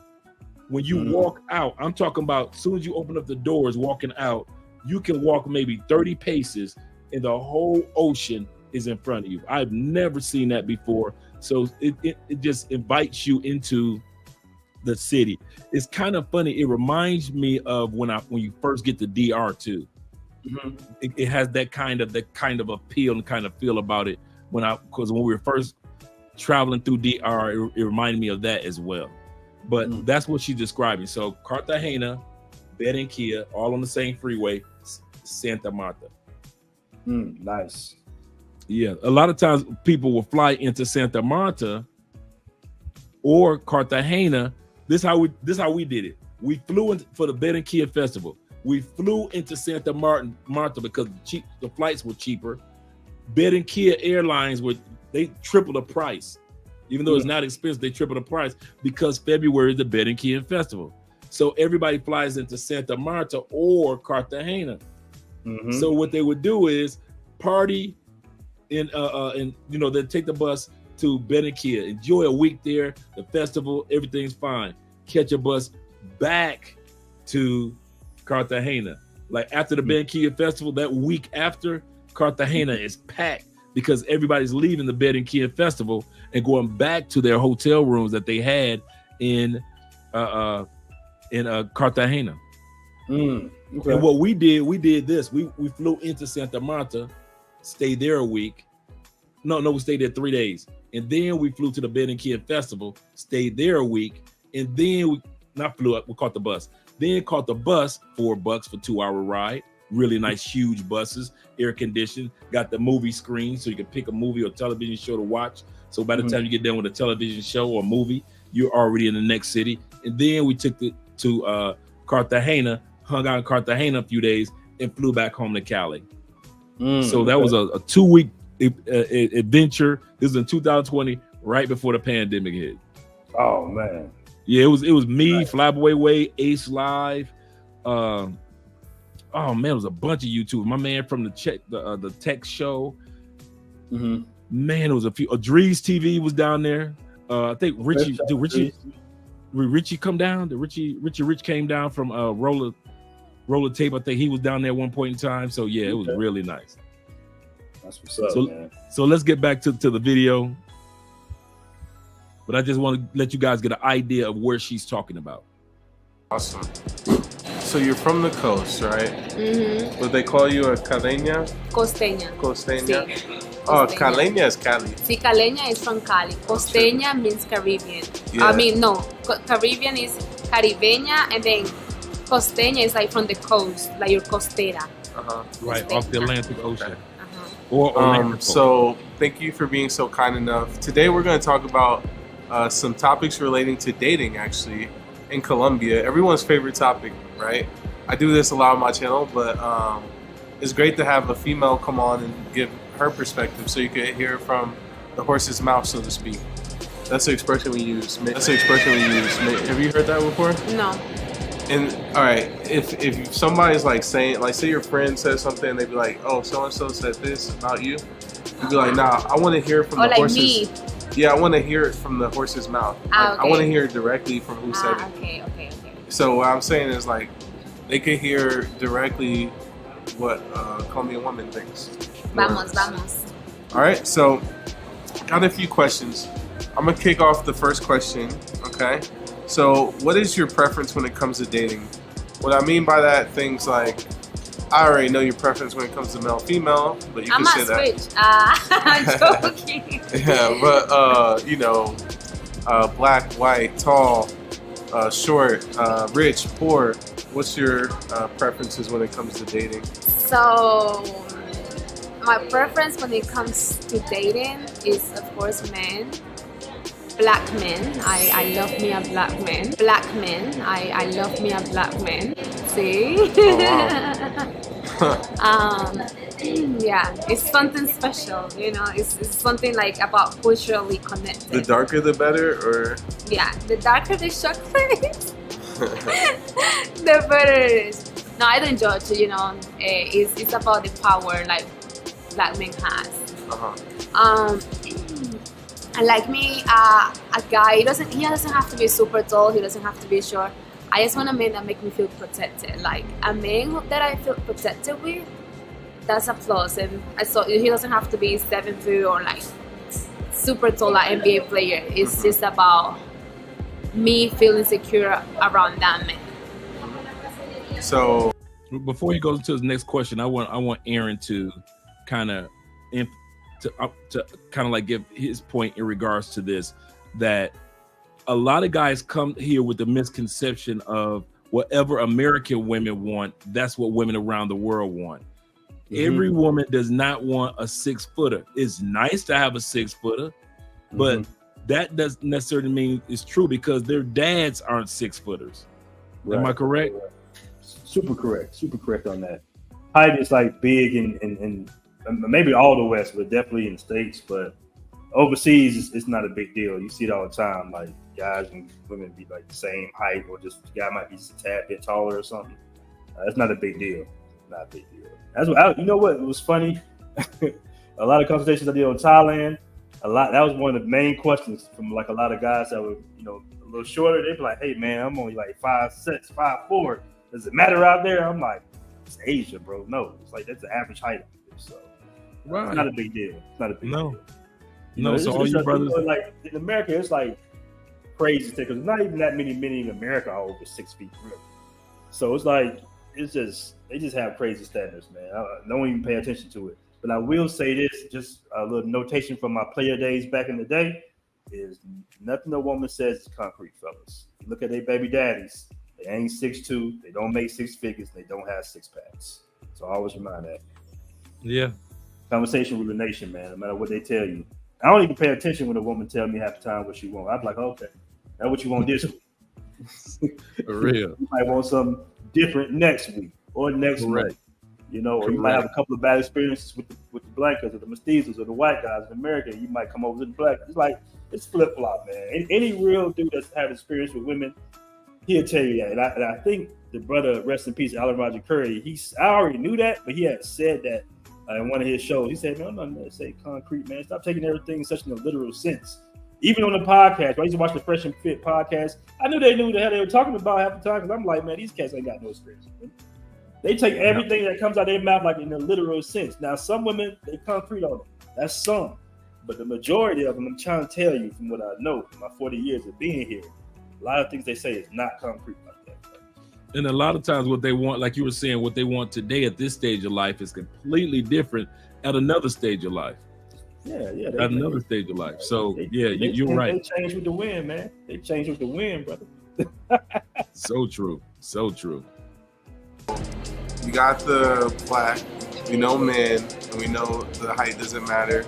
What about, do you like fat dudes or fit guys, or does it not matter? Back in the days, I had no preference towards that, but the more I go forward, the more I realize that it's a mindset. So I prefer guys that cares about themselves. You don't have to be super fit, but do you play any sport? Are you trying to keep yourself good? Because eventually age are gonna come, and I want a family. I don't want a man who is too lazy to move. So are you active? You don't have to be fitness, or are you active in your health, your state? Yeah. Did you catch that, Aaron? Mm-hmm. She said you ain't got to be extra healthy.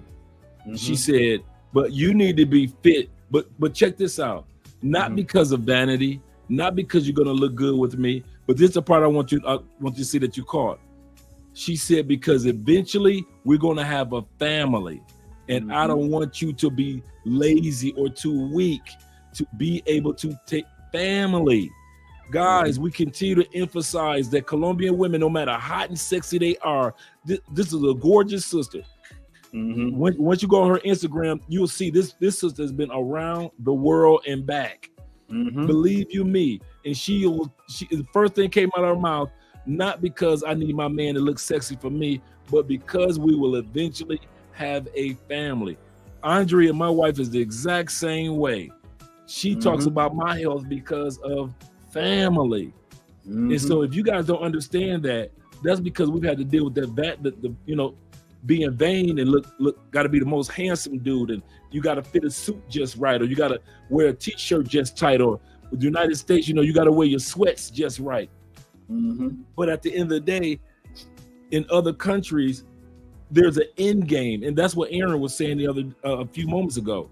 There's an end game in how they look at you, how they treat you, how they respect you. There is an end game regarding Colombian women. Let me let you say something in regards to that, Aaron.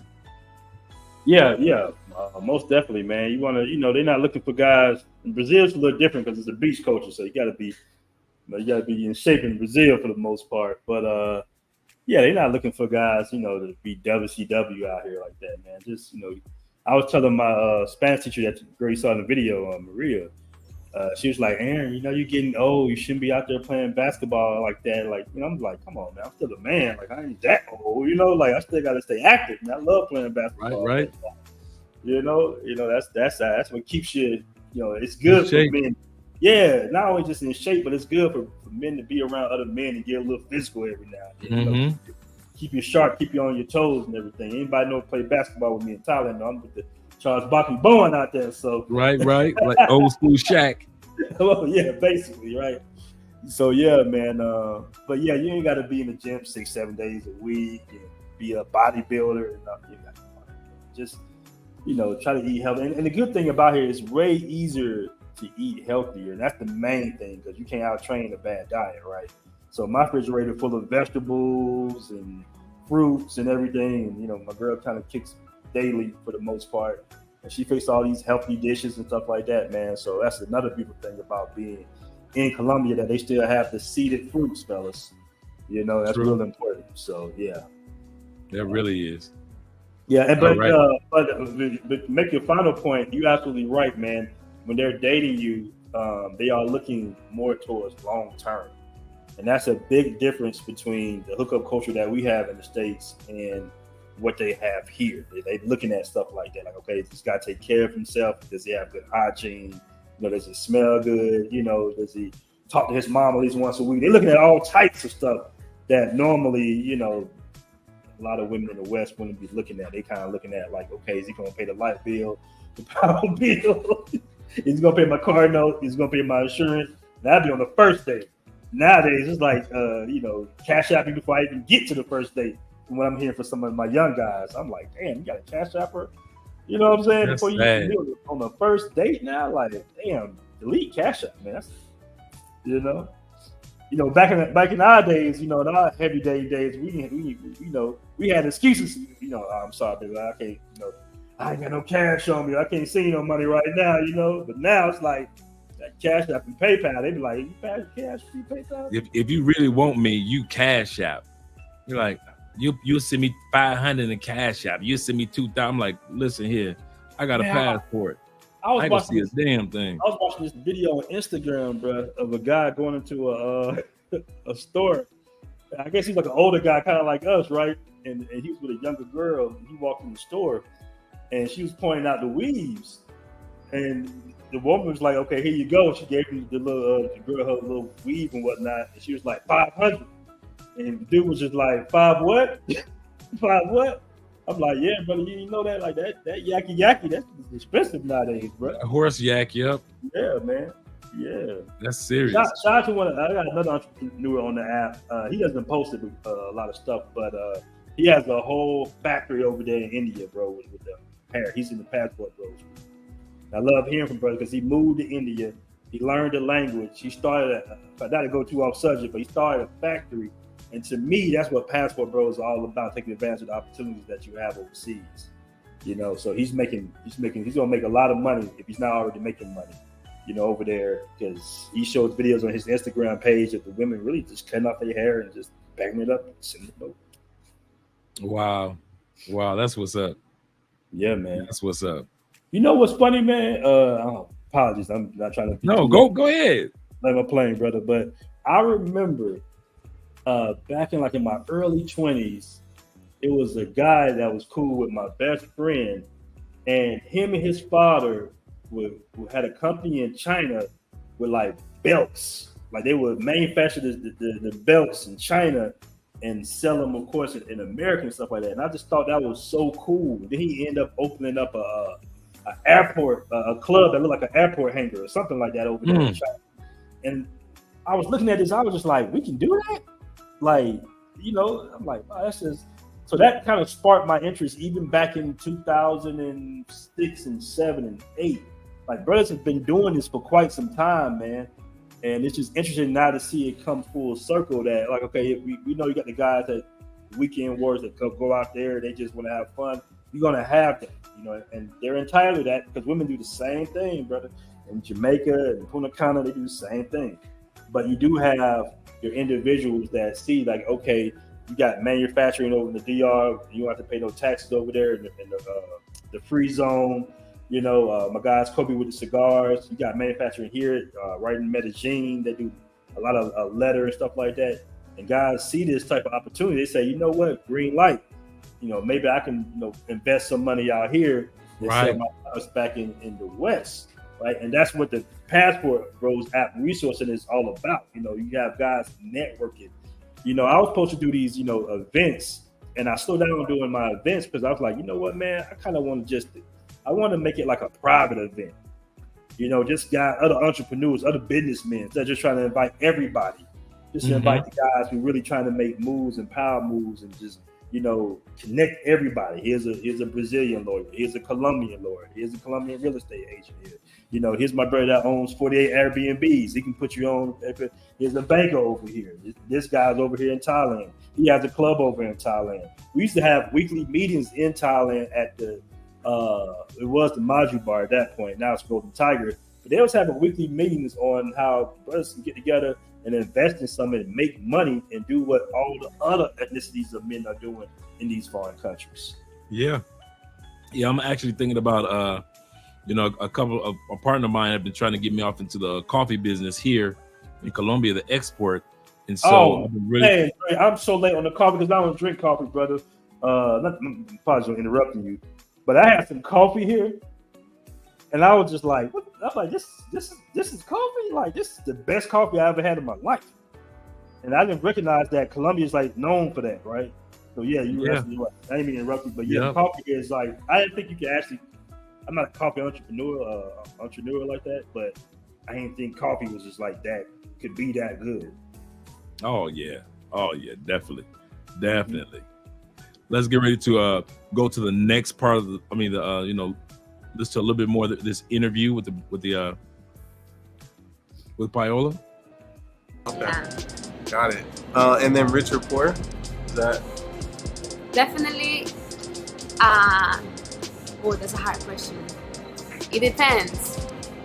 I say no, because I said that I will never date a man again based in their potential to be something, but in what they are.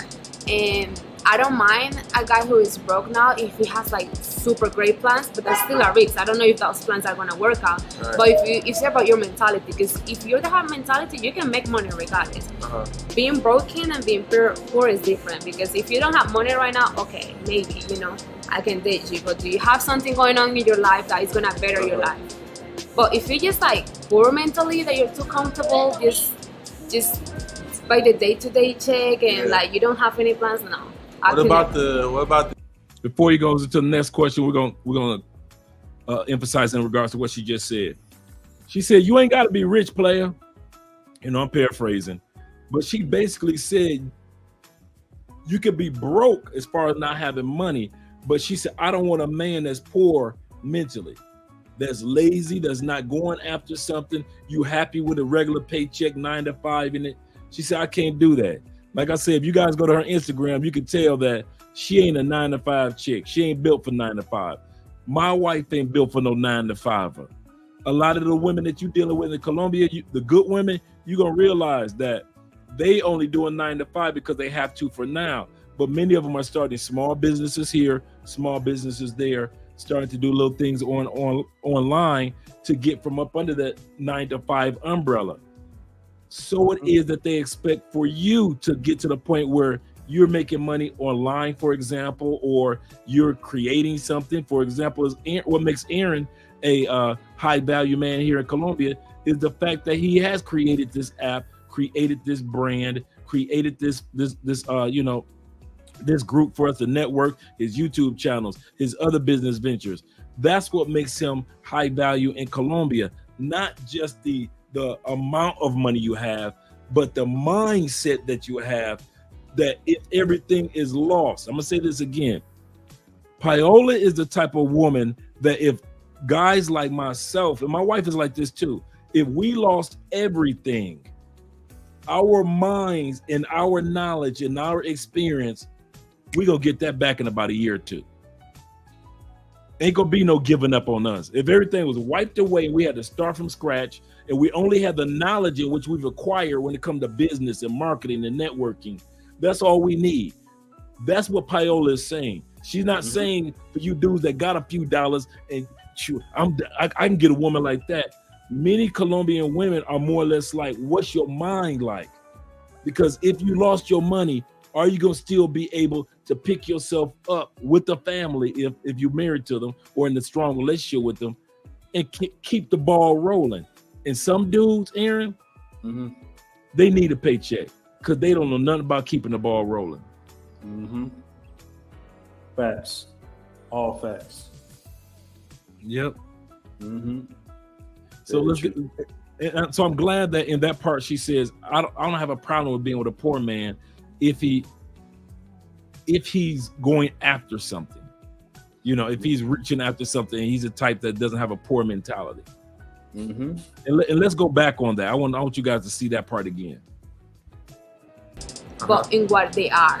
And I don't mind a guy who is broke now if he has like super great plans, but there's still a risk. I don't know if those plans are gonna work out. But if it's about your mentality, because if you have mentality, you can make money regardless. Being broken and being poor is different, because if you don't have money right now, okay, maybe, you know, I can date you, but do you have something going on in your life that is gonna better your life? But if you're just like poor mentally, that you're too comfortable, just by the day-to-day check and like you don't have any plans, no. What about the dudes that's poor now, but just talk about doing shit? You ever meet a type of dude? Yes, I have, and I didn't date it because actions speak louder. You can say it's like what I say. Your potential of being something. You have potential to be an NBA player, but you're waking up late. You don't practice. You don't go to to the ¿cómo se dice estadio? How you say stadium? The court to practice. yeah. Exactly. So you can be all the potential you want, but you're not doing anything to maximize that or to actually achieve that somehow. Okay.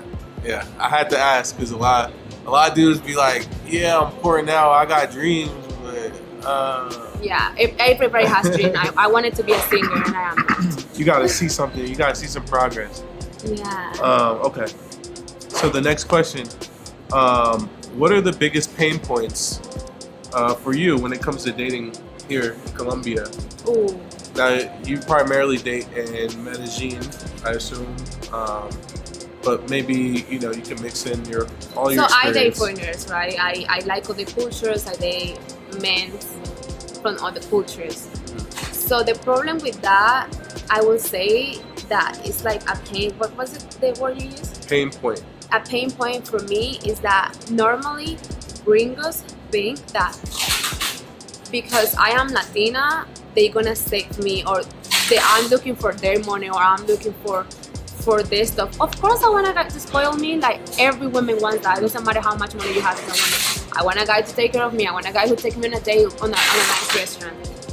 But it's for me, it's just like the thing of, oh, because she's Latina, she just want to use you for your money. Oh, because she's Latina, she just want she just want your green card. She just want to move to America so bad.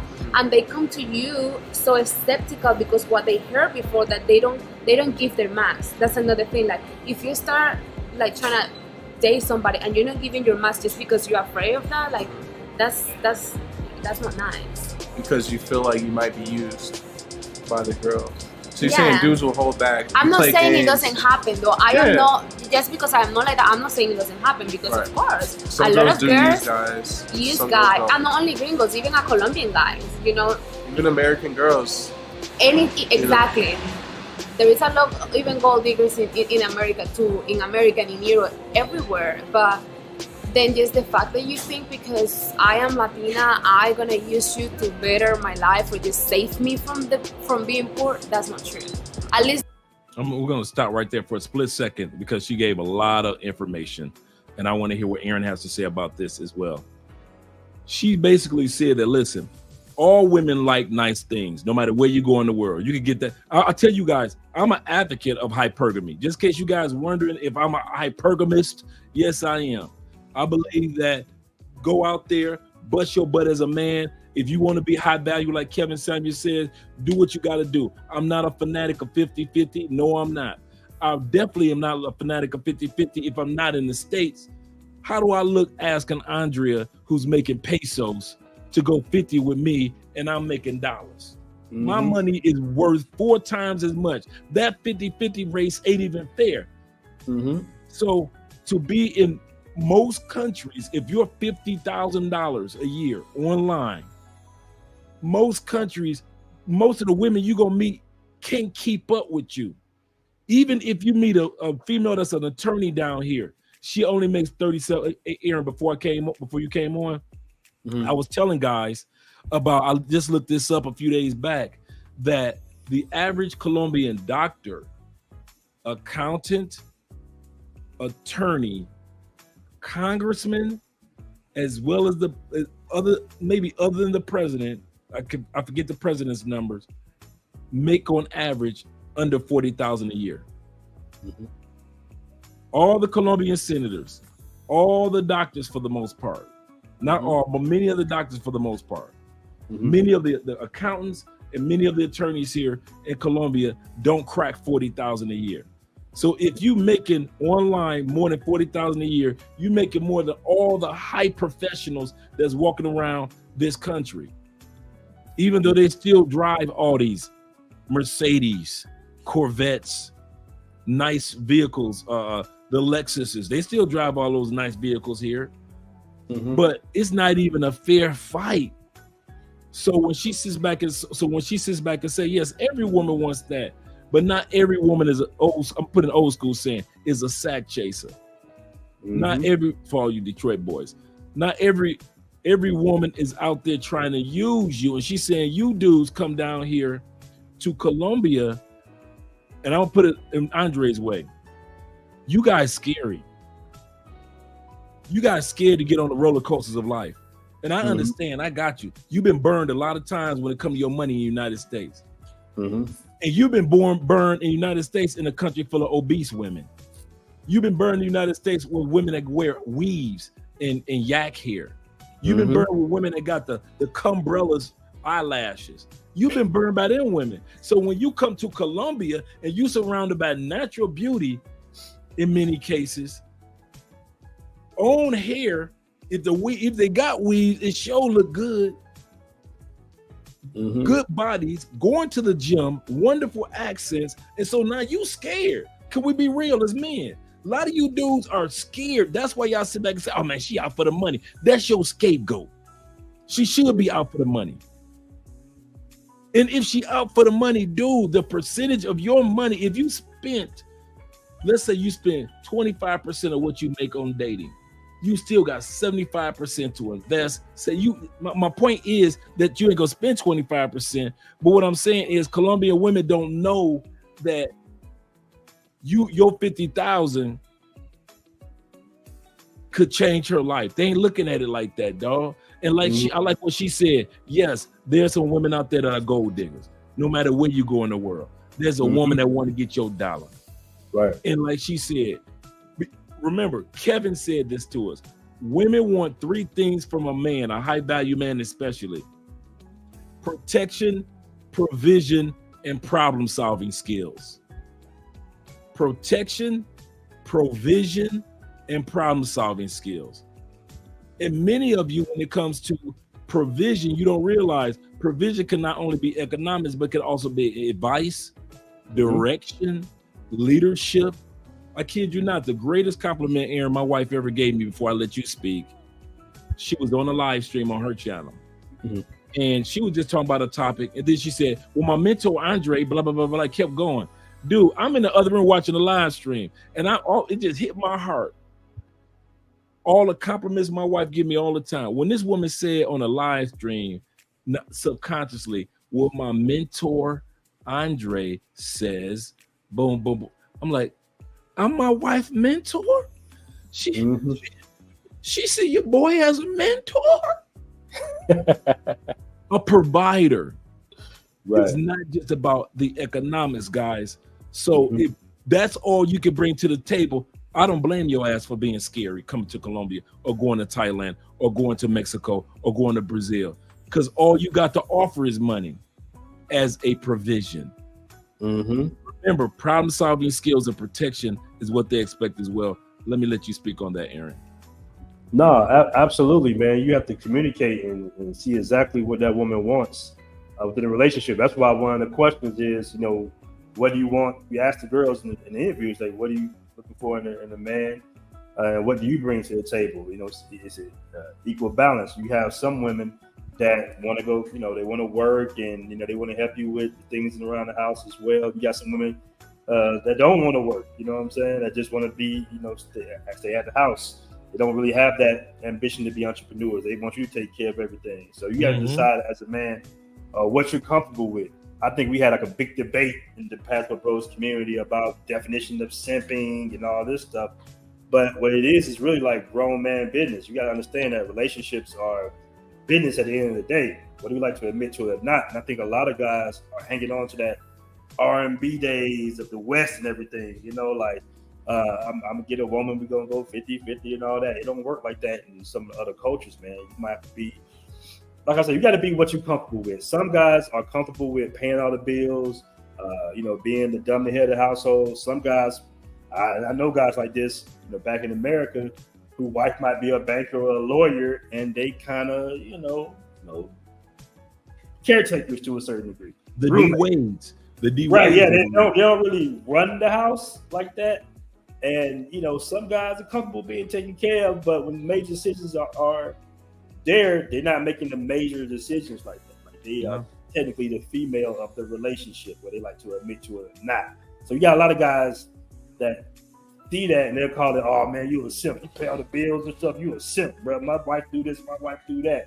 And I'd be like, yeah, but you gotta stay on the couch and stay in the extra bedroom when she get mad at you and stuff like that, right? Yeah. So it's all about what you're comfortable with a man. Me personally, I would like my woman to work a little bit if she wants, but if not, don't have no problem at all being, taking care of the business. I mean, I do it right now, so.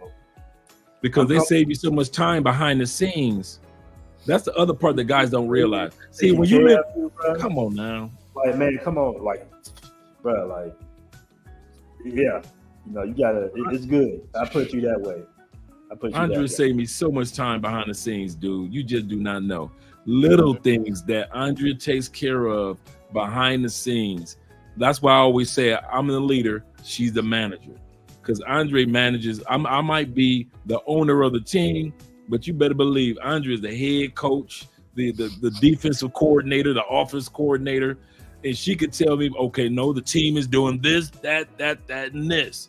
She knows way more about how to run this thing in Colombia than I do. And it saves me so much time, so much headaches that I don't have to deal with. And so that Andrea can take care of, where I'm focusing on the business and expanding it, as well as networking and working with you guys and things like that. You guys don't realize. So when you guys sit back and you come to Colombia and you scared that she wants you for the money, then first of all, you're dealing with the wrong type of women anyway. If you're with a scammer, a party girl, or pay for play, that's on you. Now, if you like, and do realize, let's put it like this. Let's say Paola is a party girl. Let's say in real life she's Miss Party, Miss Hangout, Let's say that she's like that. At the end of the day, you still are expected by women based. What Paola is speaking on is not just for her, but about other women here in South America. So eat the meat, spit out the bones, and realize that other women in South America believe in hypergamy. They believe that if you want a traditional woman, then your black ass need to be a traditional man. And some of y'all too scared to be that because you wasn't raised by a traditional man. I wasn't. You weren't raised around. They say statistically, the average black male does not meet a male role model until you either meet deacons in the church, a football or basketball coach, or you see a high school principal. You might have a couple of uncles or maybe an older brother that can help you. But if you're an older male like me, I can easily tell you, I did not see male influence on a regular basis until I started going to places like the Boys and Girls Club. I started playing football. I'm talking about like my mid-junior high school. All my school teachers were women. All the ladies that ran the church were women. My mom, my aunties. I come from a family where they had kids, but they didn't have husbands. They had boyfriends, but wasn't nobody living in there that was decent dudes because they were all young. So they was all just having a boyfriend come. And my auntie dating this one dude, and a few years later, she dated another dude. My mom dated one dude for a month, and then all of a sudden, the next dude. So I never had real male influence on a positive scale until like mid through junior high school. And many of us don't want to admit that. So now you got to bring that mentality to South America. You scared of every damn thing. You have no problem with Colombian women or Brazilian women or women in Punta Cana being traditional because you know that they saw it from their mom and their aunties and their uncles. But when it's time for your black ass to be traditional and you ain't seen it before, you come down here, you scared. You scared. And I don't blame you for being scared. You never saw something. These women ask you, can you be traditional like my dad was? My dad took care of me and my mom and my two brothers on a paycheck of equivalent to only $285 a month in America. But my dad took care of us and we live in a nice location. Can you do that for us American? But you too busy thinking everybody out to get that dollar from you, not realizing that you have a lot more to offer women in Colombia than just your dollars. Let's get back to the video. You got anything you want to say before we get back to the video, Aaron? Nah, that's all facts. As I got older, I thank God for my grandfather, my stepdad. Like they was really there, and I can see the difference, and I almost recognize when I interact with other brothers who didn't have that. I can kind of tell. You know what I'm saying? So it's like, wow, bro. Like that's major. That's major. Yeah. You got to kind of see it growing up because I've seen the relationship, of course, my grandparents had with each other. They've been married 50, 60 years. then my mama, my stepfather, you know, who was military, police officer, and all that stuff. So it was like I had one to the other. You know, I might have been in the military my damn self. So yeah, it was a lot of discipline going on. And trust me. My granddad, but the crazy thing, my mom was, I would only see my granddad and grandma maybe 3 times out of the year because they would go down to Tennessee. So my mom would send me down to Tennessee once I became a teenager to hang out with my granddad or my uncles down there. They brought that manhood out of me. And then my best friend, shout out to my man Ramel in Detroit, his 2 uncles, one was a tax accountant, one was an architect. They were the only brothers in my hood, very dangerous neighborhood. They were the only ones that had a really nice house, and the only time I ever saw black men in suits. That's how I got hooked on suits. My best friend's uncles, when I saw these dudes with attractive women, they owned their own properties, and they had a profession, and they spent quality time with me and Ramel. It wasn't like, hey, Dre, how you doing? These dudes taught me how to play chess, how to play Risk, for you guys that know how to play Risk, the board game. They spent quality time with me and Ramel bringing out, but this was, like I said, this was post junior high school. So prior to high school, I'm not going down to Tennessee with granddad and my uncles. So, and there's a lot of guys like me that prior to junior high school on back, all you had was female influence. That's why a lot of dudes are emotional. That's why a lot of dudes pop off, because they saw it in their mama and their auntie. Their sister was like that, especially if you had an older sister. You saw nothing but female influence during your development years, during your early puberty years. And so now you're starting to see a football coach when you're 12 years old or 13 years old or 9 years old or 10 years old. But those first 6 or 7 years, it wasn't nothing but mama and aunties and cousins, and that's it. And so at the end of the day, guys, we're not trying to get you to be something that you aren't. But we're just trying to let you know that if you want these women to be traditional, no problem. But they are expecting your ass to come to the table being traditional too. And traditional men in Colombia take care of their responsibilities with no fear involved. Machismo is real out here. It is. Real. You know, it's real. You can't be making demands if you ain't in demand. There you go. That's serious. There you go. All right, let's finish up. Let's continue to listen to what Paola has to say. What I'm going to do, I'm going to get some more. So while you guys are watching, I'm about to get some more bottled water. So if you see me walk away, that's what that is. Let me put me and Aaron down in the corner. There we go. Not with me. That's not what I'm looking for in a man. Got it. That's a good one. I like the answer. So the next question is, how has Colombia changed in the last 10 years? Woo. So right now we're in 2022. Think back to 2012. I know I was in school. I was in school. I was in college, university, as they call it here. I think it has changed a lot. Like, the government has improved some things when it comes to establish relationship with other countries, so we can travel more. Of course, there's bad things in such a frame, because it's been 10 years politically, we've been through good and bad. But I think it has changed for the good when it comes to tourism. Now Colombia is on the eyes of a lot of countries, and it's actually on the list of one of the best countries to visit. Medellin is actually on the, I think, top 3 city or top 7 cities in the world where you can move as a digital nomad. I think it was an article by New York Times. I don't remember. I think I saw that. Yeah. So that's a good thing for us. That the perception about coming to Colombia and just getting kidnapped because of narcos and stuff like that has changed a lot. Because now there is more social media that allows you to see, beautiful places and beautiful things. And there is still a lot of people insecure about coming here, but I think it has changed a lot, and that's a proof of that is that Medellin has so much tourists, Cartagena has so much tourists. So, yeah, and when it comes to opportunities, I think with the time we became better at, as a country, as taking opportunities. So, yeah, I'm not gonna talk about the bad because, of course, everybody knows. As any other country, there's a lot of people talking about the bad right now. So I like that you kept it positive. There's been a lot of growth, right? Like the city growth. Growth, yes. Crecimiento. Crecimiento. There's been a lot of growth.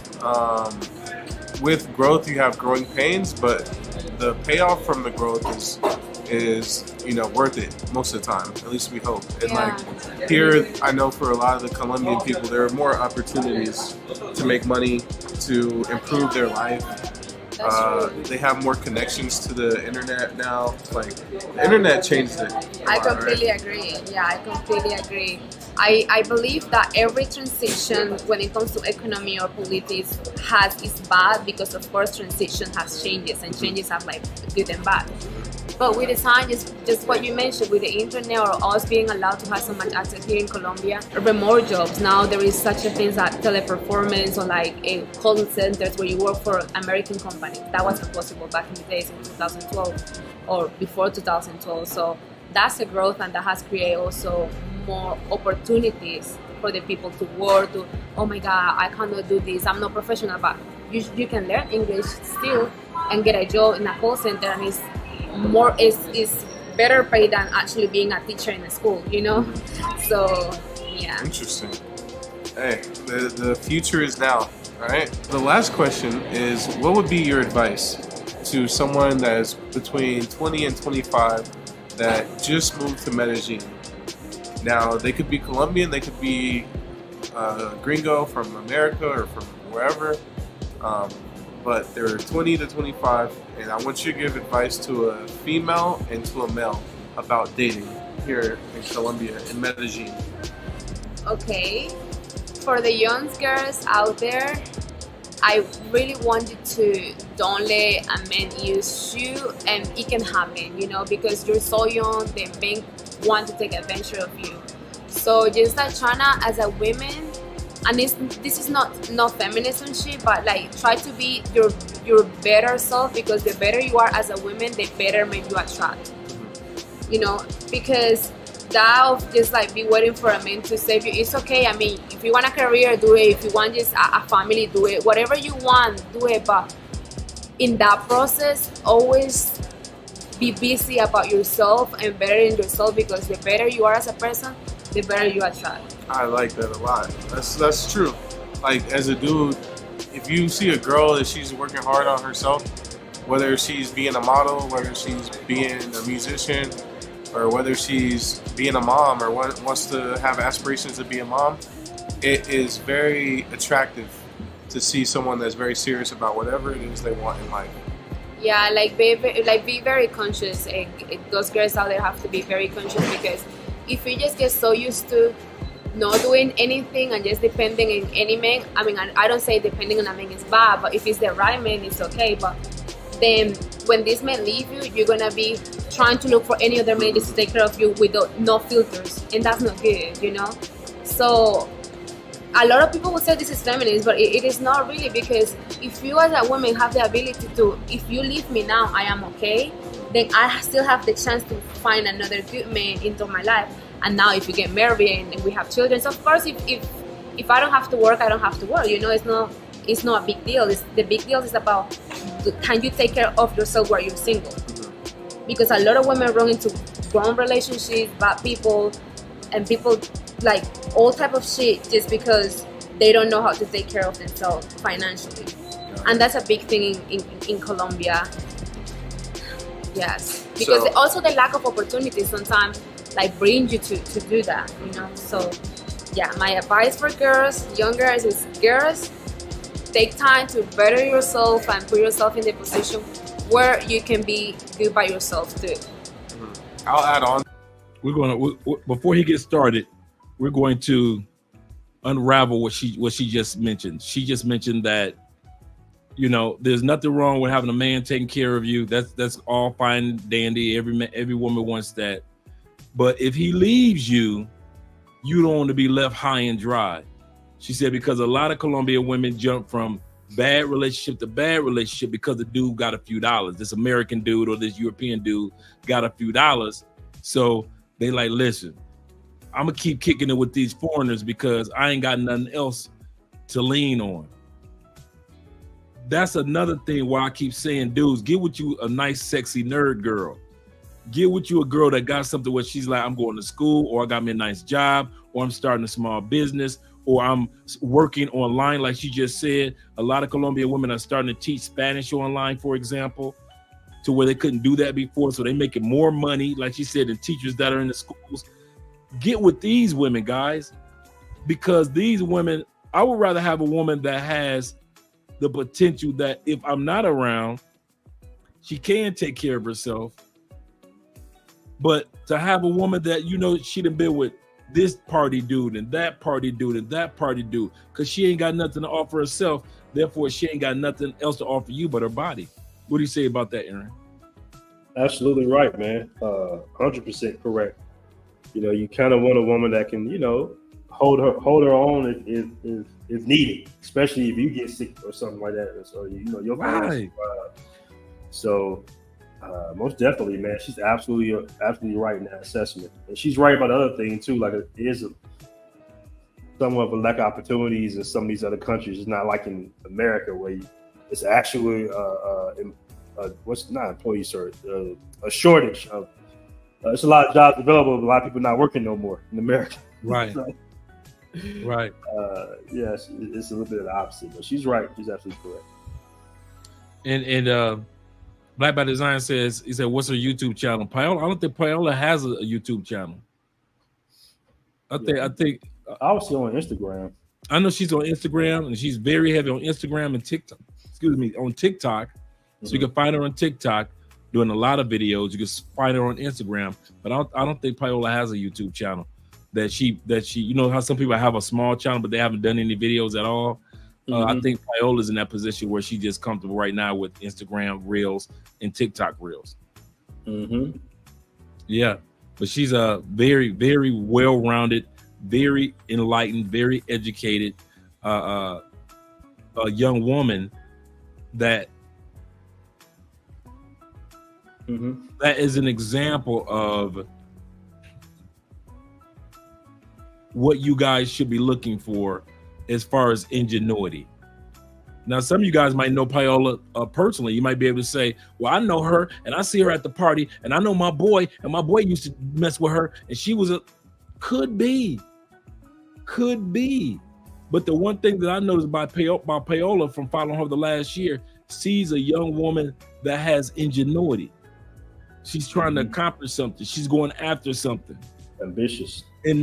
There we go, ambitious. And she's not just sitting back saying, come feed me grapes, gringos. Come feed me grapes, gringo. She's not like that. And that's what my point is. A lot of you guys only get with the females that want grapes from you. They want you to feed them grapes, the grapes of life, the grapes of your wallet. But you guys got to realize that there are some beautiful women down here that have ambition and they want to accomplish something. Jareen says that she has a channel. She just posts mostly shorts or more shorts. Okay, thanks for letting us know. Yep, definitely. But let's hear what she has to say to the guys in the last portion of this particular video. Let me move this out of the way. To that is just my advice: be financially intelligent as a woman, because I hate girls that waste their money or don't know how to save up for anything. They're always in financial trouble. Like, that's the worst. Like, what the fuck? You just woke up today and now you have a crisis. And exactly, you know. I get it, because I am young, but I've been through like financially hell and stuff like that, and I know what you can do as a woman to actually just get out of that situation, because you feel so stressed. And that's the reason why I'm telling you, try to better yourself in all the ways you can, because being in that position is horrible and it can make you run to things you might don't want to do, you know? Good point. Okay, now for the men out there, you know, we gotta have something for the men, you know? Okay, for my boys out there, for my men's out there, let me tell you something. I think as a man on your 20s and 25, young men, you should also focus on yourself. The same thing. The better man you are, the better woman you can attract. And I'm not saying that you can attract a rich woman, I'm just saying the values. Because if you get yourself, I'm sure you can attract good. I believe in energies. I believe in the law of attractions. I believe that you attract in part of that who you are. So don't believe those lies that the internet is telling you. Oh, coming to Colombia is the best thing it can happen to you today. That's not true. There is women here that also gonna take advantage of you. There is, if it's not the right women here or in China, it's not the right women. A woman can destroy you or make you a better man, and it can happen here in Colombia or in the United States, whatever. So I think a man in their 20s to the 25s to really just work on themselves. We're gonna pause right there regarding that, because that's very vital what she just said. If you are a younger man, and I'm gonna say this to you guys that are relocating to Colombia recently. You've been visiting Colombia off and on, blah, blah, blah, blah, blah. I'm with you. You've been to every part of Colombia that you can imagine, but you've never lived here. Because the vacation you and the relocation you is a completely different animal. Me as a vacationer, as a tourist, hanging out in Colombia for maybe a couple weeks or a couple months and partying, that's a completely different animal than the day-to-day walking through the rain of life or dealing with the sunshine of life person once you become an expat. Completely different animal. So if you think you know Colombia and you have never lived here, you don't know Colombia. It's completely different experience, because once you're here, you're like Aaron. You're watching the local news, you're seeing what's going on, you're networking with local people, you have a routine. As a traveler, you don't have to have a routine. As an expat, you have a daily, wake up in the morning, this is my routine, this is what I do. Paola is absolutely correct. Focus on that, and the right women will come when you're the right type of man. If you guys wondering what type of women you keep attracting, because you are that type of guy. Even when I was single, I wasn't attracting pay for play. Do I look like I give off pay for play energy? Even from you guys that have met me, I don't. What about party girl energy? Well, do I give off that energy that I would even entertain other than just vacationing with party girls? Those are for when you're vacationing. Pay for play scammers, that's when you're vacationing. When you are relocating, guys, it's a completely different experience. Your Spanish becomes better. You make connections with taxi drivers and Uber drivers that's in your cell phones like crazy. Now you got friends and people that treat you like a family member. Completely different experience. You got a gym membership here. You know where all to get the discounts on foods now, because you know where all the fruit markets and the farmers markets are. As a tourist, you don't know all that. So what's my point in saying all this is, guys, I know they got beautiful women here in Colombia. This is what Paola is saying. The beauty is a given here in South America. I'm gonna say that again. Since beauty is a given in South America, now the better person that you are on the inside, you'll attract a person of quality. If you're a quality guy, you'll attract quality women that are beautiful anyway. You guys are going to either attract a beautiful good woman, a beautiful scammer, a beautiful party girl, or a beautiful pay for play. Beauty is part of South America anyway. It covers all the spectrums. So why would you just sit back and just get with a beautiful pay for play only if you live here? Why would you get with a beautiful scammer if you live here? Why would you get with beautiful party girls only if you live here? When you can get with beautiful quality women, because now you carried yourself as a quality man. You're not rushing. You ain't thirsty. You going to the gym, take care of yourself. You drinking water now. You ain't did none of that in the States. You're eating. You're traveling to different locations of Colombia. You're taking quality women with you. Oh, I'm flying to Cartagena. Come on, girl. We about to fly together to Cartagena. Little things like that, because you start to become a more quality person. You start to get more of a peace of mind. You ain't stressed out about racism. You ain't got to worry about the police pulling up behind you every time you see the sirens. You ain't got to drive through work hour traffic, because you ain't going back. You work online. You ain't going back and forth to work, an hour to work and an hour back home. All that stuff that doesn't stress you anymore. Now you got peace. The cost of living is cheaper here in South America. all those things entail makes you a better quality person, because now you can focus on becoming a better man, because you ain't spending all those hours doing all those other things that stresses you out in the States. A better quality man attracts better quality women. And beauty is the umbrella that covers South America no matter what. So if you think that you're going to start dating quality women and they going to be ugly, you wrong. Because some of the hottest chicks in this country are nerd chicks, everyday working chicks, regular women. Let me let you go ahead and speak, Aaron. Let me shut up. Nah, you're absolutely correct, man. 100% correct. Work on yourself. You know, we all talk about self-improvement, being the best version of yourself so you can attract a good mate, good quality mate. You know, like you don't want to be caught up in that other side too much, as I see it all the time with you know, guys who just be vacationing, traveling, and all that good stuff. So yeah, you're absolutely right, man. Absolutely right. 100% correct. Make sure you guys subscribe to my man QB Passport Flexing. Always has good content on this channel. Thank you for the $2 super chat, brother. Thank you for supporting being here with me, man. My man Aaron. Shout out to QB. Spacey Place out there. He says most pay-for-play dudes have zero game and charisma. They be lazy and insecure. That last one right there.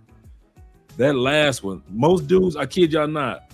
There comes a time where you get past pay-for-play, like, oh man, I've been to the brothels. I done had the party girls. But some dudes stay in pay-for-play for 2 or 3 years because they insecure in the motherfucker.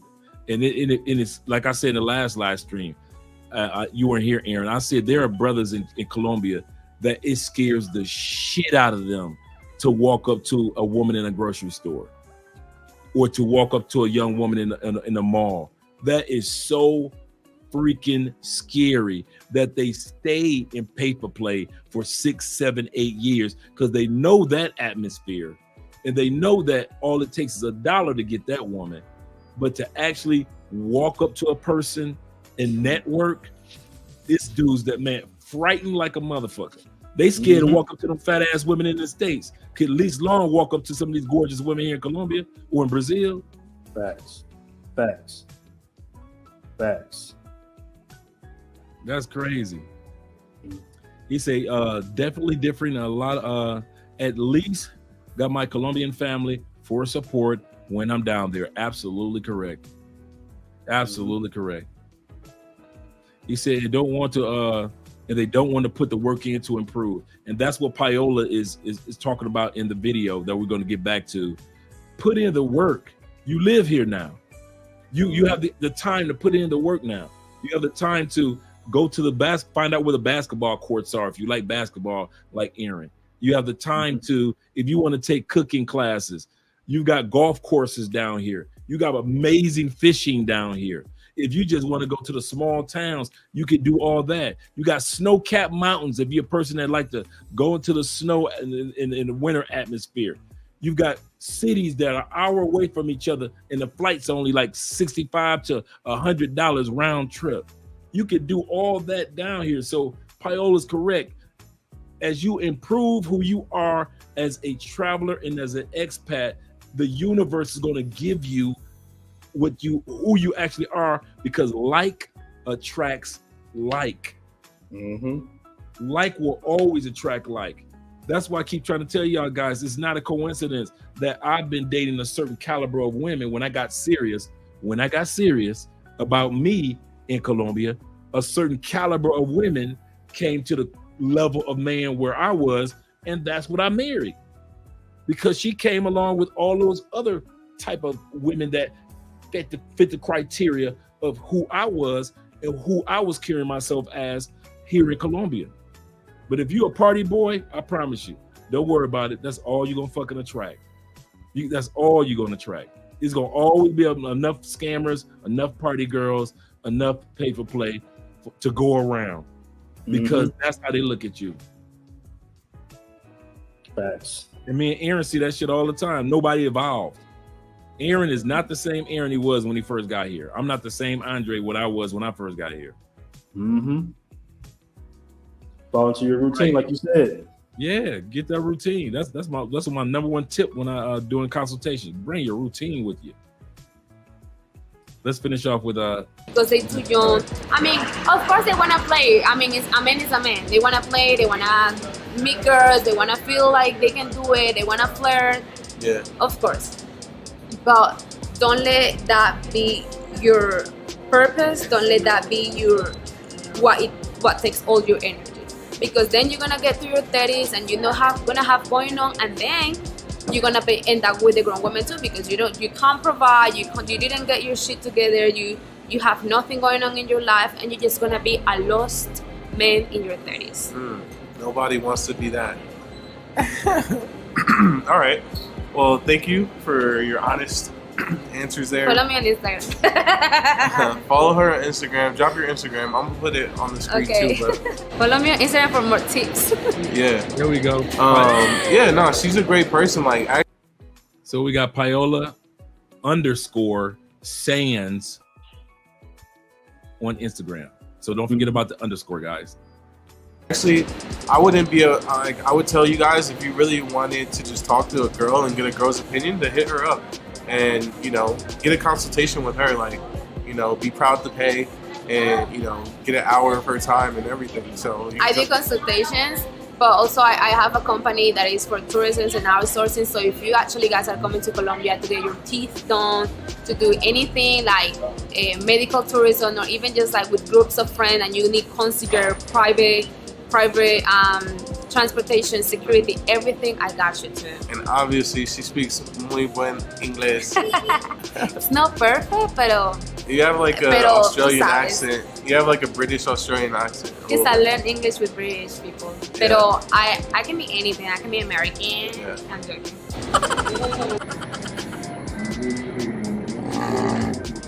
Like, comment, and subscribe. Follow my girl right here. And yeah, thank you for watching. Peace. Ciao. All right, make sure you guys subscribe to the brother's channel.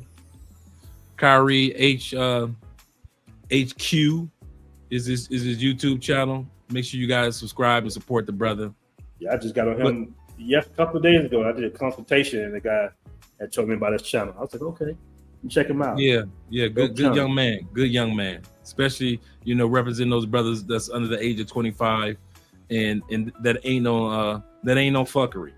Not every young man under the age of 30 is on fuckery all day. Like even some of the young cats, you know, I play ball with and everything. It'd be the older cats that be acting crazy, acting wild.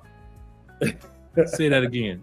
You know, it'd be a lot of the older guys that be acting up, man, acting wild and doing dumb stuff.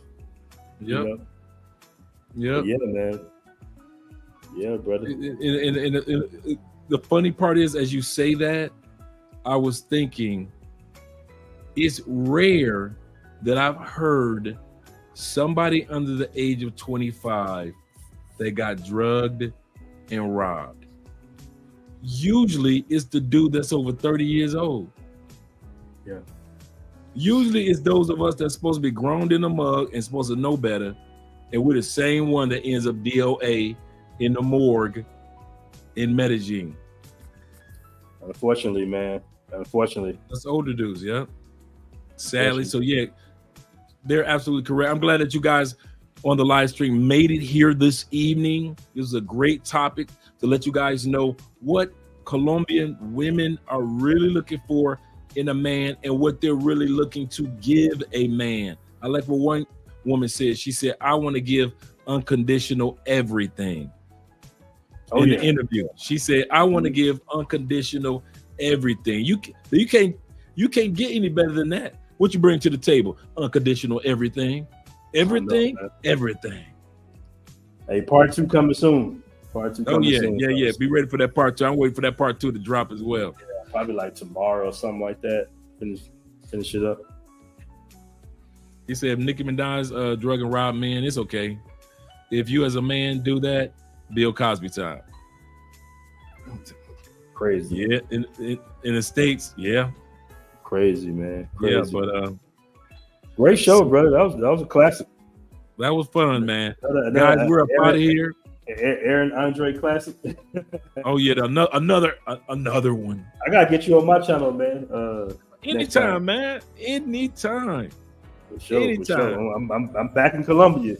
Welcome home, brother. Welcome home. Seriously, Yes, I tell every brother that. Yes, sir, man. Even if it's their first trip to Colombia, I tell them welcome home. Because they'll be back. You know it. I know it. They just don't know it yet. All right, guys, we're going to wrap this up. We're up out of here. Once again, you're watching Andre and Andrea's Love Crossing Borders. Make sure you subscribe to BMT, his channel as well. Make sure that you guys cop the merch, BMT merch. And also make sure you guys take advantage of the app. I'm going to drop the link once again. I've been dropping it all night long to be a part of the Black Men's Travel app. So many brothers on there doing some amazing, amazing things. So if you want more content like this, it's in the app waiting for you right now. Take advantage of it. We're up out of here, guys. You guys get you some rest. I know some of you guys got to go to work in the morning. Me and Aaron, we gone.